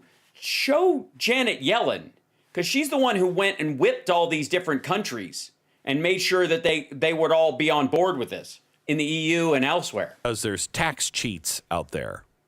Right, yes. Is Donald Trump, primary example. Just go read something. Uh-huh. Is that going to pay for all of this? No. Some of it will come because of the business that's actually created, because people have a fair shot at loans and other stuff, because those people are getting artificially ahead, and you can't get a loan, or I can't get a loan to start a business or build something because the bank only has a limited amount, and they're handing it over to fuckheads like Trump who are lying about the cost and the value of their properties. He also said, now, I want you to really think. Don't burst a blood vessel, Glenn. This might be the first time you've tried it. Think on that. Yes. He said that from now on, 100% of building materials used in infrastructure and government construction projects need to come from America. Okay. If that were true, we'd have to open an estimated 400 new coal, copper, and iron ore mines, 100 new steel mills, 100 new aluminum refineries. Also, by the way, no. Glenn is looking at numbers about the total construction needs in the United States.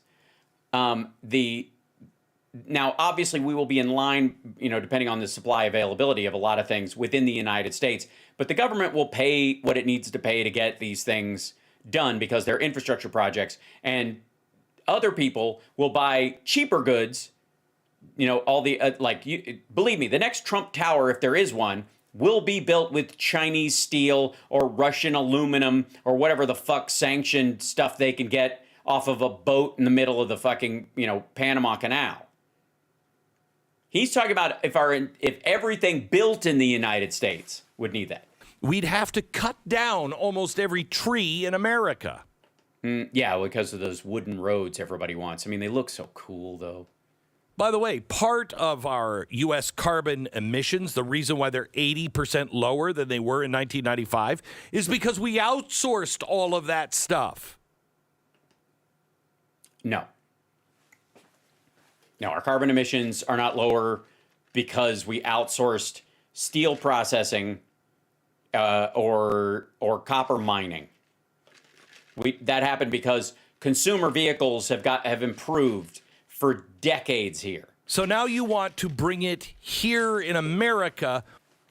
Right, where American workers can dig it up and shit that Republicans have been for all this fucking time, and we can sell, the government will buy carbon offsets from green companies who provide energy and improve our electrical grid and the like as an investment to offset that amount of pollution, when they know for a fact that even if China promised to lower the output of doing it, if they do it in China, it's not going to help. While reducing our carbon emissions to zero. Right, but that's because we'll all be eating crickets, obviously. And pea protein, not urine, although I don't know what Glenn and Stu are into. Going to happen. Check out the cobalt mines in Africa. Yeah, we're not going to need cobalt for lithium batteries in this country for much longer. Copper mines in South America. We outsourced all of our steel refinement to China, lumber to Canada and South America. No, we didn't. We outsourced a lot of it, not all of it. What would requiring 100% of $2 trillion of infrastructure spending do to our goal of reaching 0% carbon by 2050? There's no answer there. Well, it certainly would knock off all the other countries where we would get this stuff where they pollute a lot more. So we know we give a shit about what goes into the air. We know they don't give a shit about what's going in there. Matter of fact, it's one of the reasons why China's creating so many coal plants. We, on the other hand, as we expand our smart grid, as we use more natural gas, and we set up, quite frankly, more nuclear, we will be running our electrical grid off of that. And then if there's coal or natural gas used for any of the plants that he's talking about, because they require enormous amounts of heat and the like, that's what they will be used for, but you won't need it for consumer electronics. There's no answer. Yeah, there is. It's actually in the fucking omnibus. It's delusional thinking. What would it just do if the prices of stuff at Home Depot, if the United States of America decided to buy $2 trillion a year? All right, so Buy American is fucked, according to Glenn Beck. This is it. Buy American is not even, it goes beyond, it's just not possible to, the threat of Buy American is now an attack on, I guess, him personally. It's Biden is weaponizing Buy America to destroy the country. That's the theory. Of all American product, you wouldn't have a chance of buying an American product. Well, we are, well-to-do. I wondered after he was making promise after promise what the Supreme Court justices thought. There were 4 of them that didn't show up last night. They always don't show up. I mean, if you're sitting there and you were at all constitutionally based, you were like, well, that won't stand up in court. Yeah, well. Over and over again. Well, it turns out not to be the Wealth case. tax and a billionaire's only tax, unconstitutional. No. It's progressive tax has always been around. The more you make, the more your tax bracket goes up. That's been around. It's been constitutional since the existence of the income tax period. What are you talking about? Forcing non-profitable corporations to pay. By the way, wasn't Steve Forbes talking about across the board 15% tax for fucking everybody? Flat tax, right? 15, no matter how much you make, 15 right across the board, right? Wasn't that it? 15% of income, not profits, income. It's unconstitutional. Setting the price at which items can be sold. No matter the manufacturing and business cost, no way, just setting the price. Unconstitutional. On which thing is he talking about? Just prices. You're right. Biden, I missed that part in the speech where Biden said we're just going to do price fixing on all American goods going forward. And he was laughed at. Look, I understand. I'm not going to shut down all the oil and gas here in America, and people are saying that, and that's not true, because we are going to need oil and gas, I'm quoting, for another 10 years. Another 10 years? Uh-huh. You just doomed half the world to a slow and painful death from starvation. No. We can still sell it. We just won't need it.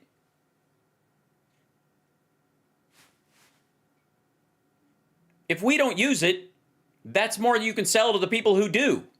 Right? We just don't need to gack up our air and our water and stuff with it. This was the most embarrassing moment I've ever seen in a State of the Union address. Well, he got several standing ovations after that. The world apparently you're alone in this. Is facing massive energy shortages.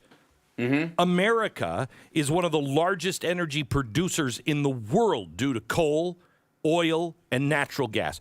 Russia's oil and gas production are... Yeah, but we use 2 million barrels more oil than we produce. So we're getting it from outside the country anyways. We're buying it at whatever rate we can. Are supposedly off the market for the next 10 to 15 years. So the developing world, they can't get it from Russia, can't get it from us. They'll die off without any energy and food production.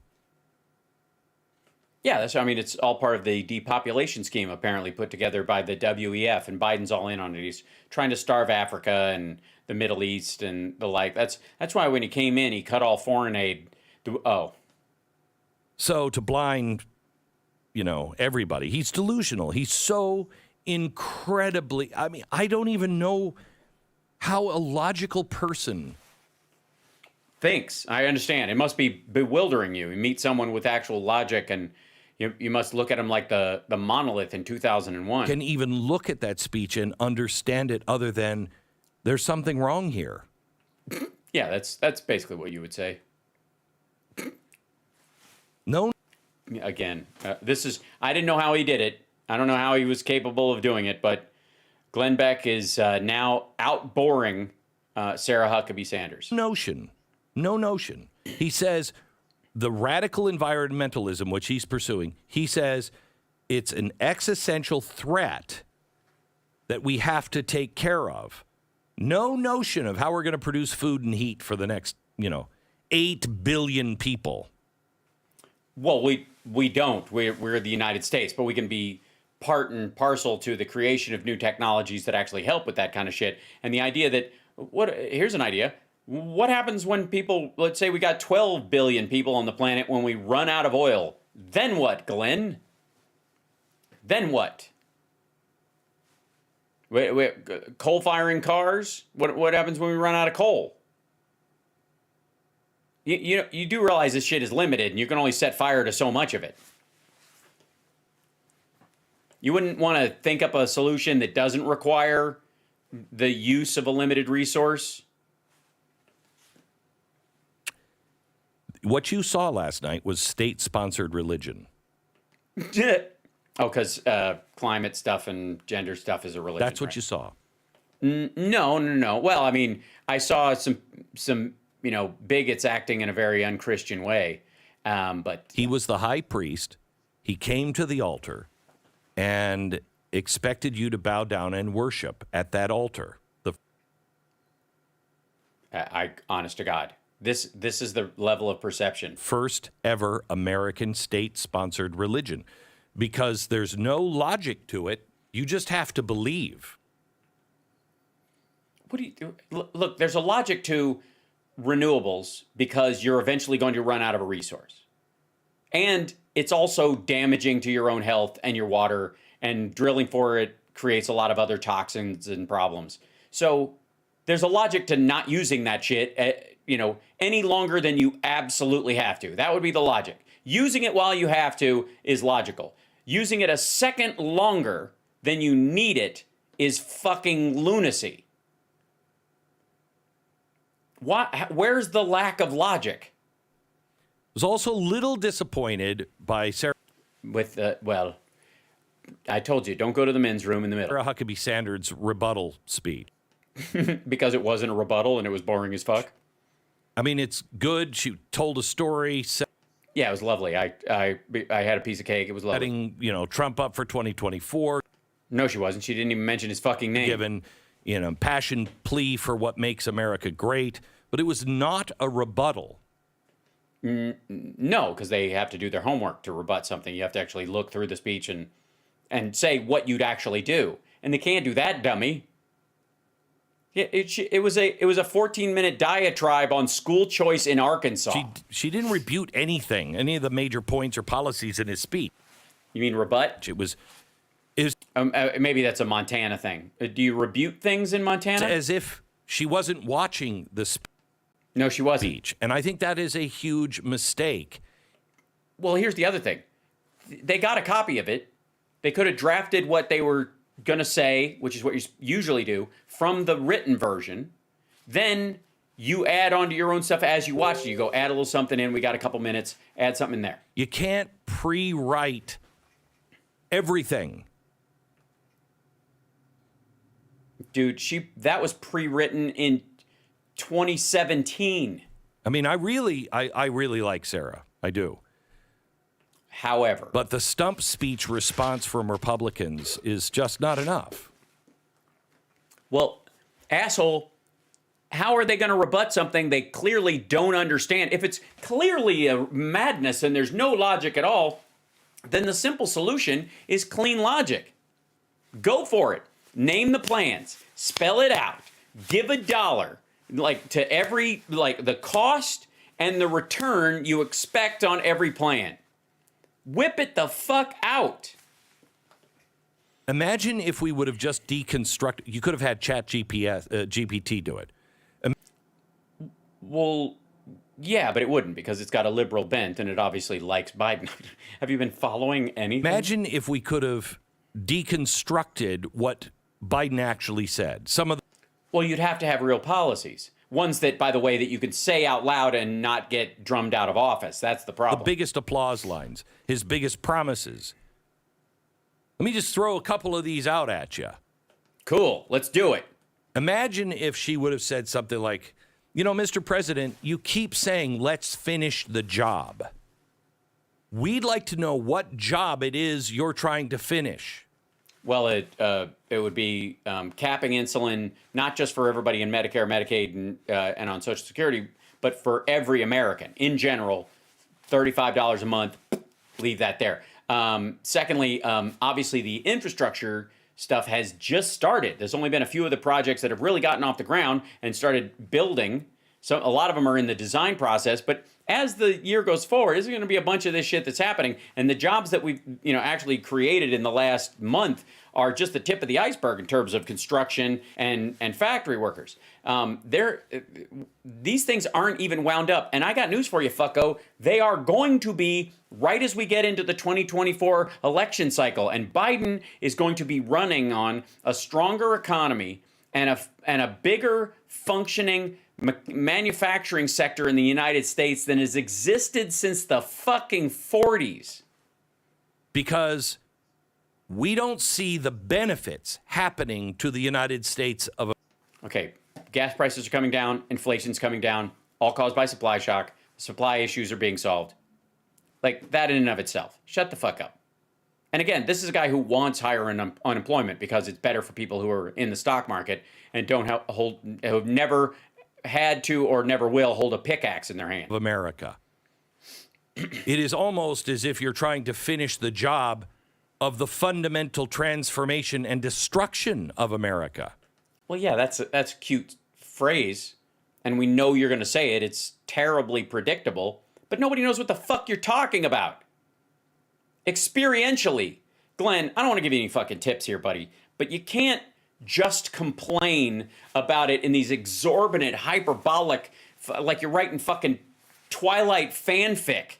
You gotta, because people step out their fucking front door, and even the annoyances that their experiences don't even scale with what they were going through 2.5 years ago, and you know it.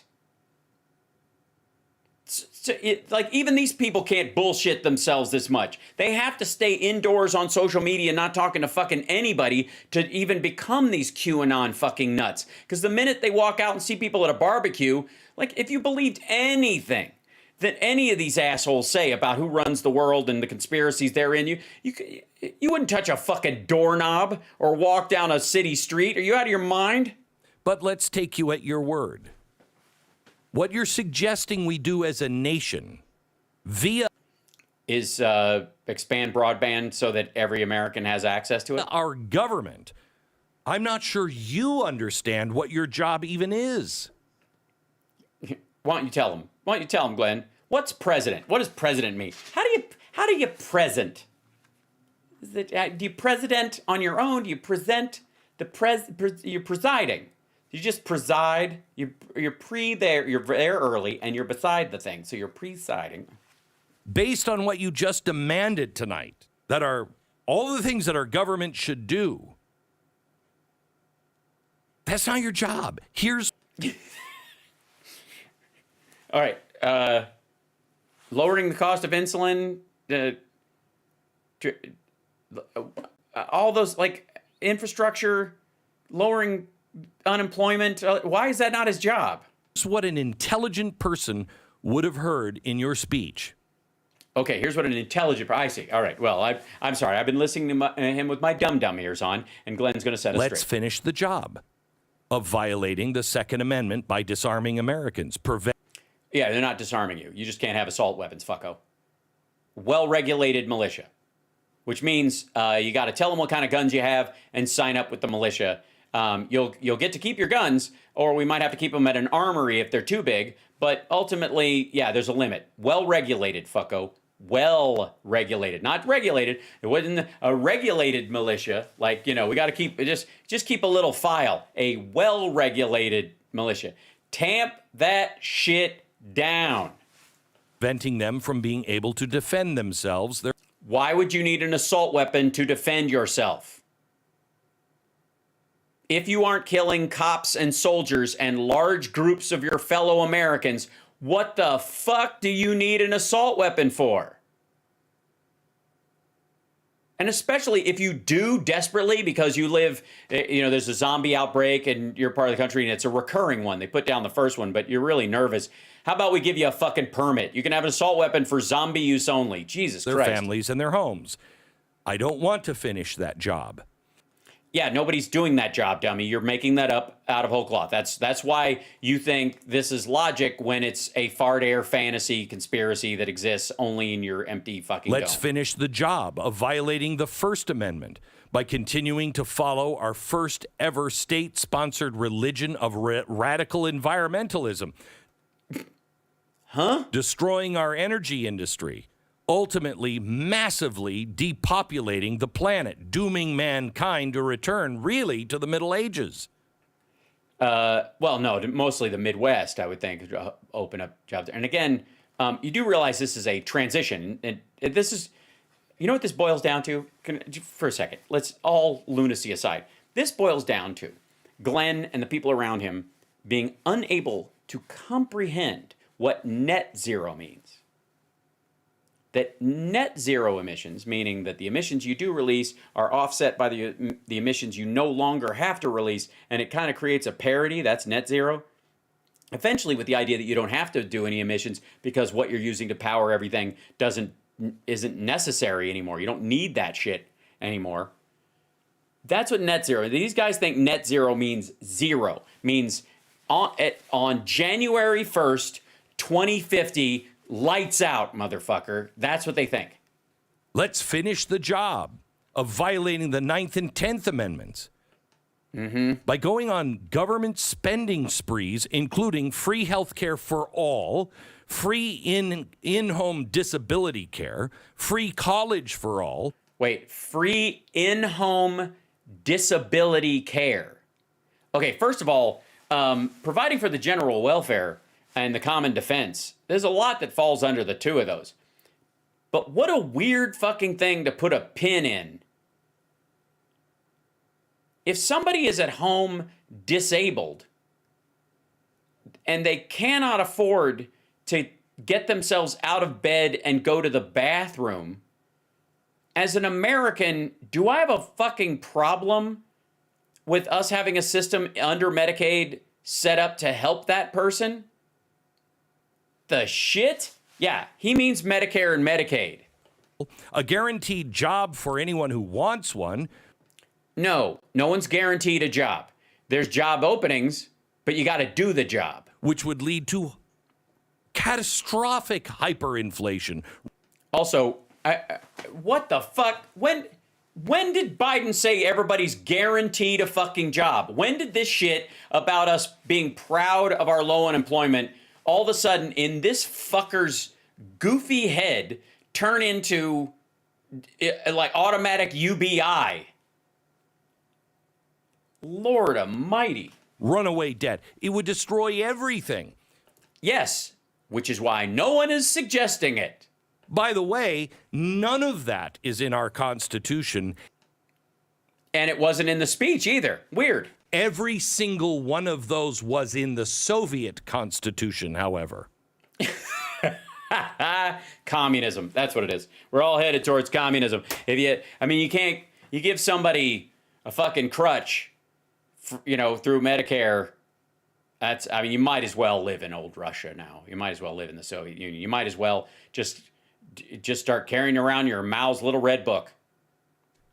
Let's finish the job of what? Violating the 14th Amendment's Equal Protection Clause by asking the top 1% of tax earners who already pay more than 40% of all taxes to pay even more, ensuring only that they're going to migrate out of the U.S. to.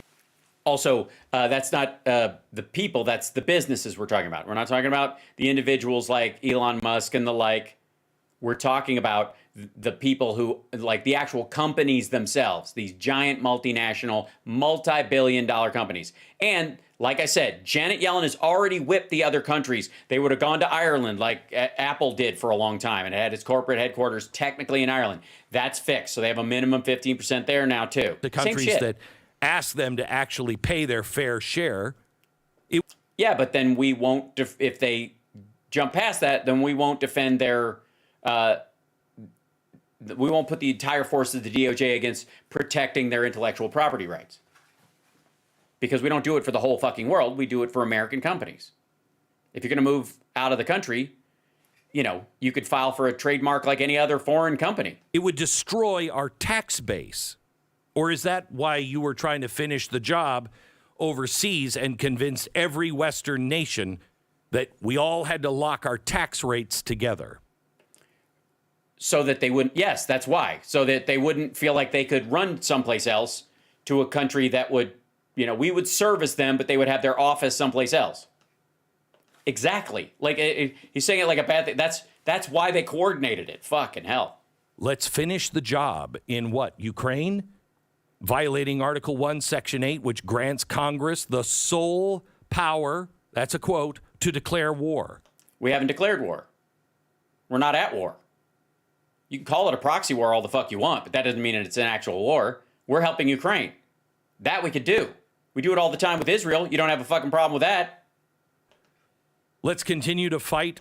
Sorry, this would be the clear thing. Is America at war with the Palestinians right now? In Glenn Beck's estimation.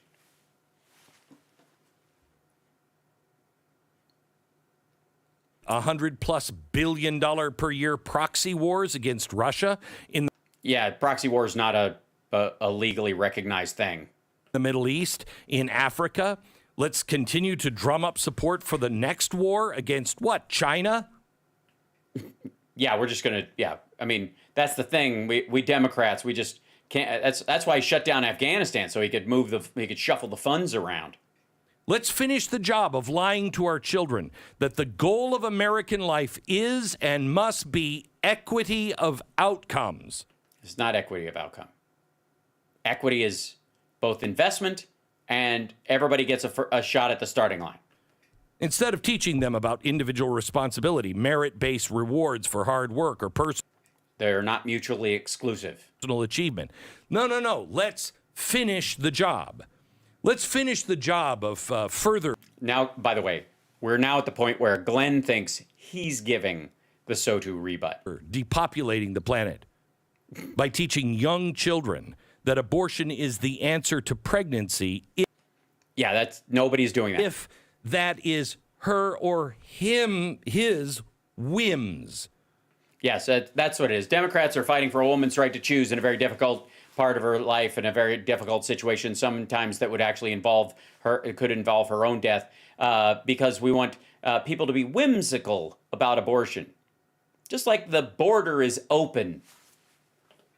According to the equal rights of the unborn child, as if killing a 5-year-old is the answer to the inconvenience of being a parent or food shortages. Oh, I see. This is the next phase of the Biden administration is going to be that we're going to have mandatory culling of 5-year-olds because we won't have enough grain. This motherfucker thinks we're like 10 minutes from Logan's Run. Let's finish the job of what? Turning America into a socialist Soviet state? I refer you back to the Soviet Constitution. No, apparently that's not part of it at all. Where the government sets all the prices, takes over businesses, or you could go to the fascistic look where it's a public-private partnership. Their words, the fascist words, not mine, but strangely yours. Also, the words of Donald Trump. If I may. Let's see.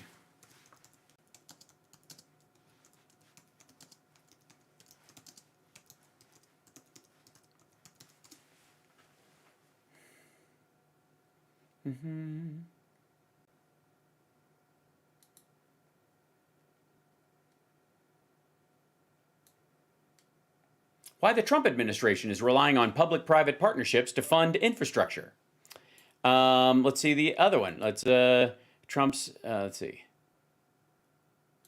Here you go. This is more in keeping with what you're talking about. Top Republicans break with Trump on public-private for infrastructure. Let's see. Steve Scalise said no. Most says we ought to look at every option. The comments come one day after Trump met with Democratic leaders to discuss infrastructure proposals. They reached an agreement on the $2 trillion and then never could get it passed. But in the meeting, Trump reportedly referred to his administration's previous infrastructure plan, which called for, yeah, here you go.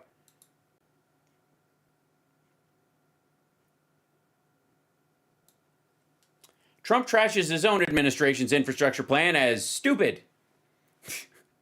This was my favorite. This was the Wednesday of the ongoing infrastructure week. Trump on Tuesday trashed his own White House infrastructure plan released last year, blaming his former top economic advisor, Gary Cohn, for drafting a proposal that was so stupid. Trump, meeting with Pelosi and Schumer, said he was never supported the proposal, calling for public-private partnerships because, quote, you get sued, according to a senior Democratic source who attended the private meeting. That was Gary Cohn bill. That bill was so stupid. The second, because that's why I was against it. Not because it's communism, not because you're getting, we're going to be the old Soviet Union, but because you get sued. Where they come in and they either take over the business or they partner with the industries to achieve social goals. By the way, hold on.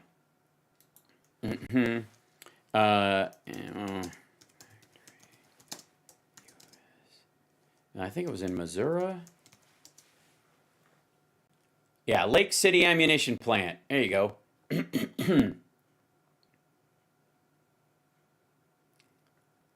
Let's see. 3,935 acre ammo plant in Missouri is owned by the U.S. government, run by private contractors. That would be one of those things you would call a public-private partnership. These guys never had problems with that before. As a matter of fact, they were buying the excess ammo from it and were enjoying how cheap it was. Demanding they produce drugs or hearing aids or music, and then drugs or hearing aids or music. Okay. Once the government starts producing music, I'm out. But drugs or hearing aids? And sell them at a price that the government demands or decides is fair. I don't want to finish that job. Mr. President, I don't think you understand what finishing your job really means. Well, no, it doesn't. But again, it does not mean what you think it means. Because it seems like you don't even know what your job is. What's his job? Tell him what his job is. And it's weird because you've taken the oath of office several times. And your job, the job of the American government, is to ensure and protect the liberty and freedom of each individual man, every man, woman, and child. What is it from the Declaration of Independence? So he's the captain of the you're on your own team. So again, this means no infrastructure, no standing army, no VA, no state rules about how many lifeguards there have to be at public beaches. Oh, and governments are instituted among men to protect these rights. That's why in America we... Yeah, life, liberty, and the pursuit of happiness. They're supposed to, basically be the nest by which you're able to do those things. Which if you're born deaf and the government can provide you with hearing aids for free, there's an element of, if you have them, now you can compete equally against everybody else who was born with hearing. Hence the whole disability in the home thing. We even have a government. By the way, this dude shopped for a religion with his wife because he wasn't religious and he thought he should raise his kids in a religion. And he chose Mormonism because as a dude, you get a planet. Government. When you became a senator and then vice president and now president, you took an oath of office. Yeah, and the voters listened to what he had to say and went, I want him to do that with our taxes. That's not socialism. That's democratic taxation. That's the function of the nation. We have priorities. We have a baseline, and once we operate above that baseline, we can improve the lives of everybody else. Stop acting like we live in the fucking Old West and we have to hang people at a fucking gallows at the end of the main street every weekend.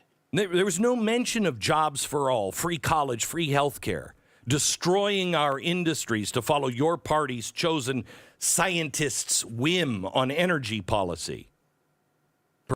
Well, again, logically, you're going to run out of these non-renewable energy sources eventually. So it would be nice to, if you do have to sell them to other people. Just make the money, and you don't have to smoke your own stash. Perhaps you need a reminder of that oath to protect and defend the Constitution of the United States against all enemies, foreign and domestic.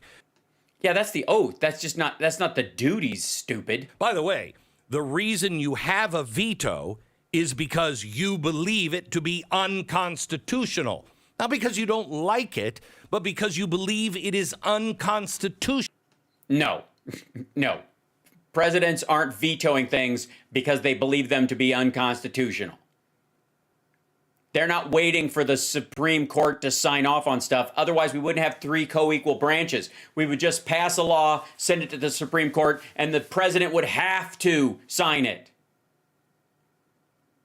That's fucking idiotic. But how many presidents even remember that? On both sides, nobody, because that's not how it operates. Sides of the aisle. Let me ask you, Mr. President, when you... He's not listening, by the way. Stated your plan and your mission, do you not see it clearly violates the precepts and the text of the Constitution? And what? No, it doesn't. It doesn't by any means. It doesn't. It's even a fucking reach to think that it does. This is fucking desperate. What does that mean to you? What does this mean to you, Glenn? I, honest to God, don't understand. However, to give credit, where credit is due, you were right about one thing. We still do have a job to do. Except I think we should finish the job our founders started to ensure the blessings of liberty to ourselves and make sure that wooden teeth are... and our posterity. Yeah, the blessings to our posterity might be that, hey, once you've got a basic structure like infrastructure, we don't have to build any more roads. We got a lot of people who need to work and that kind of stuff. And there are things that corporations or business people won't do or can't do on their own. The government is uniquely in a situation to better everyone's life. And that doesn't always categorically have to be in building fucking forts. You can build other stuff with it. You can build, and you don't even have to build it. You can literally partner with corporations whose, everybody who works there has the dream of building a particular thing, making the perfect hearing aid or whatever, and purchase them at a fixed price because you're a giant buyer. That, sir, is the job. That is the job that is still left undone because it will never be totally finished, ever. Well, that's not very hopeful, Glenn. It's through human freedom and liberty and meritocracy that we will cure cancer. We will. Right. He's not setting up like a department of cancer, motherfucker. The NIH and the CDC are partnering with universities, state schools, and hospitals to work together, to coordinate, not to centrally plan one path and go, we've all decided we're the government. Chemotherapy is the one and only path. They're saying, who's having the best results? Let's move funding and testing in a way until we really find the best way out of this. That's what the Cancer Moonshot's based on. It's exactly what he's touting. We'll protect the environment, lower healthcare costs, plus we'll improve the economy and confront our enemies as they arise. Because that's what Americans... Yeah, that's what we're fucking doing now, stupid. ...do. Right, it's what we're doing. Most Americans support Ukraine. The vast majority support Ukraine and are for giving them material support. You're not. That doesn't mean it's a violation of the fucking Constitution. It means welcome to the minority, asshole. Everybody ends up there one day, and you just gotta suck it up. And by the way, unless you are an amazing orator, writer, or communicator in which you can convince everyone else why they're wrong and bring them over to your side. Which is why, welcome to the minority, fucko, because you're going to be stuck there because you don't have those skills. Dum-dum. Every time there's a public-private partnership or government gets involved, it destroys the freedom. Okay, first of all, then explain to me Boeing and Raytheon and fucking Winchester and Sig Sauer and, like, what are you talking about? Satellites, NASA? Are you stupid? What? This line from Reagan has metastasized. Talk about a cancer. This bullshit from Reagan about I'm from the government and I'm here to help you is the most frightening words you can ever fucking hear. Has metastasized into these motherfuckers having just like governmentophobia, agoraphobia or something. They're just scared shitless of the idea of a coordinated society using its tax dollars for the priorities it thinks are most valuable at the time. That's all this is. It's not a fucking religion. It doesn't even mean everybody's right all the fucking time. Because sometimes the American people can prioritize the wrong thing because they're not getting the whole picture or because they're myopically focused on one particular thing. But it's not because there's fucking fluoride in the water and the Illuminati is telling us what to fucking do. Good Lord. Like, it's just fucking pitiful. This is none of this. And look, socialism and communism, I'm going to go on record here, are both fucking stupid. They were both written and created as economic theories when there was less than a billion people on the fucking planet. They are absolutely useless as programs or governmental systems to actually aid the lives of this many fucking people of differing lifestyles on the planet. They can't handle it. It breaks under the weight of it. It was never going to fucking happen. We may come up with something in the future that's more like Star Trek, but it still ain't going to be those two things. And capitalism, as they describe it, most, including assholes like this who are allegedly for it, even though they only seem to be for crony capitalism. Capitalism, as most people describe it, they're talking about resource capitalism, meaning I was born on some oil and you have to buy it from me, as opposed to the current form of resource capitalism, which is between your fucking ears. That the information age and the technology age are leading to a situation where increasingly everybody has a gold mine between their ears if they give a shit and can think of something that can help their fellow person or better their lives or make them more comfortable or entertain them. If they can come up with that, it can become a material reality or a virtual reality that actually helps people get around, like GPS and those kind of things. These guys are hard, these descriptions of political systems for dealing with economics, capitalism, socialism, and communism are predicated on ideas that were farcical at the time, much less capable of describing the market system that we live in as humans, with a combination of regulated market things, making certain things at a fixed price because without it, people will act on it and create a lot of fraud and that kind of shit, and unregulated stuff because very few people want that shit and you can make whatever you want. There's a huge realm inside there that fits no ism. It's just how people interact based on how much I value my effort and how much you value your effort, to where you have earned some extra money and you've decided with that extra money, I'm going to buy some of your effort because I think it's worth it. None of that is capitalism. None of that is socialism. None of that is fucking communism. And it's certain. And the idea that these assholes are fighting back and forth over these fucking words, like it describes anything we actually live in now, I'm so fucking over it. It's infantile. And the fact that people will jump to defend these words when they don't even stand for what you think they stand for.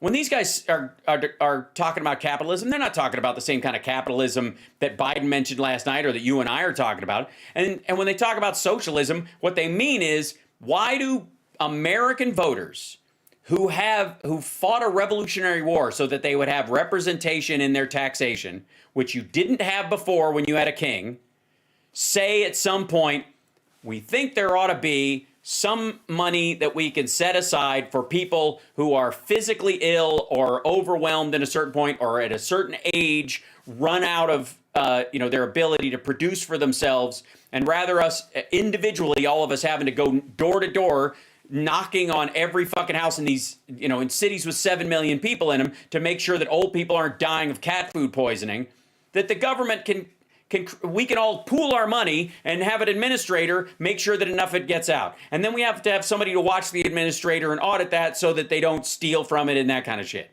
And then those systems grow over time so that they're more effective or they serve more people. And it's not socialism. Never was. It's democratic taxation. We, as Americans, prioritize some things over others. That's it. Kings and monarchs and autocrats and fucking Genghis Khan and all these people took taxes forever. It was always a part of a ruling leader in a country. They always took taxes. You just didn't have a say in where it went.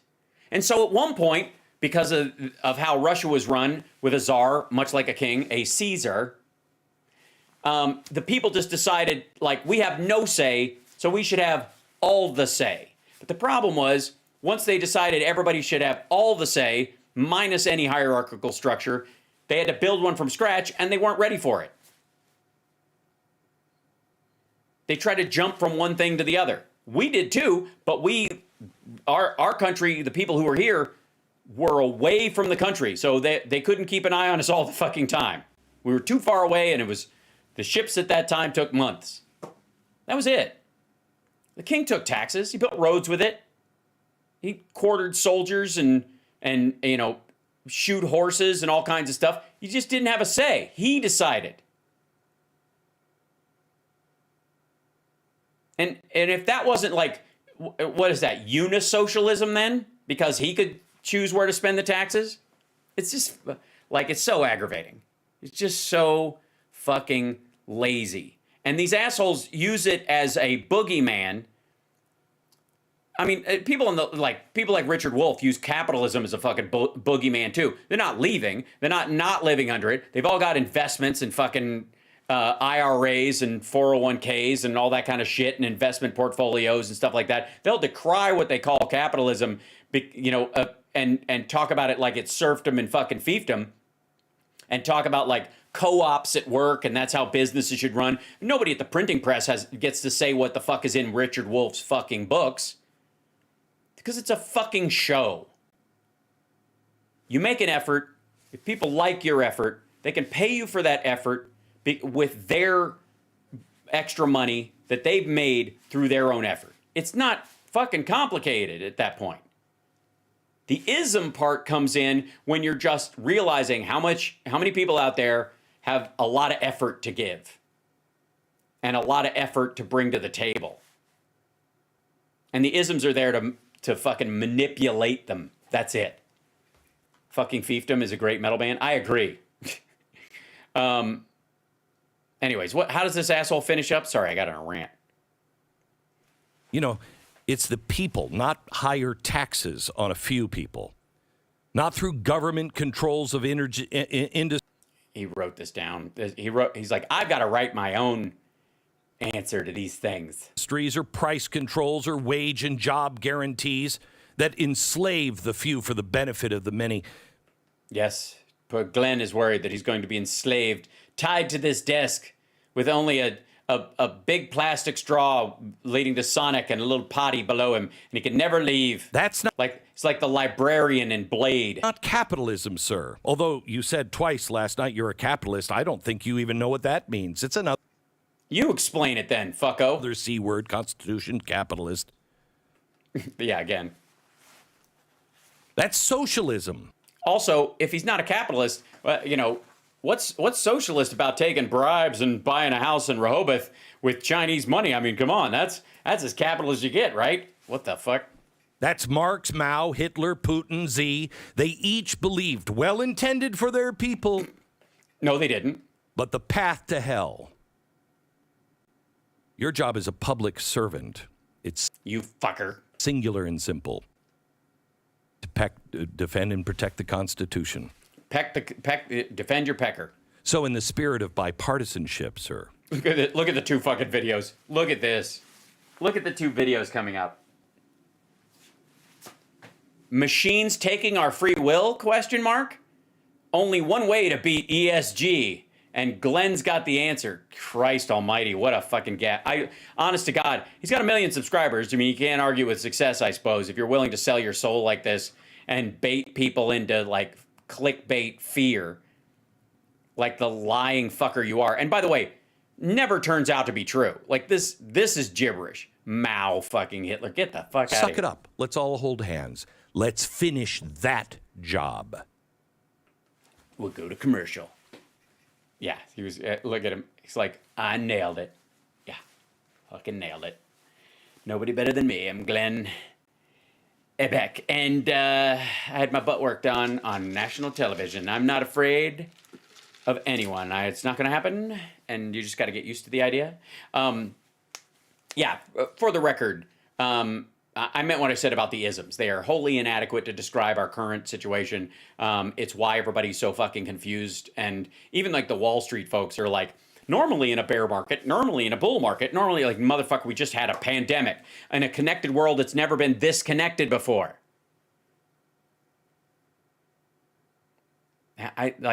If your ism isn't flexible enough to deal with reality, it's not an ism in the fucking first place.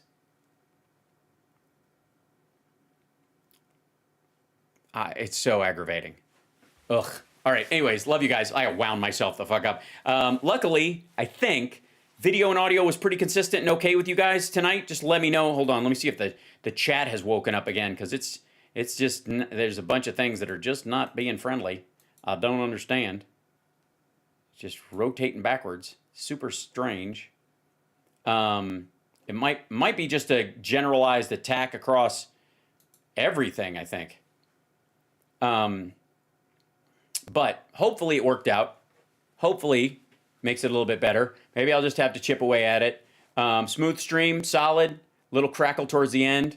That might have been a website I opened, but hopefully it's okay. I am replacing the mic. A new mic will be on the way probably in the next 3 days, if it'll get here in time. And hopefully that will solve some of our issues. God knows I'm always ice skating uphill. And so I want to thank our patrons for making that possible. And of course, the super chats and all that kind of stuff for allowing me to throw food down my gullet and have health insurance eventually with this thing. That's the next step. Anyways, love you guys. Take care of yourself and take care of somebody else. And I will see you tomorrow. Remember, tomorrow, what's today? Friday, Wednesday, Thursday. I'll be on at 4 o'clock in the afternoon, my time, which is an hour later. And I'm working on it. Behind the scenes. Trust me.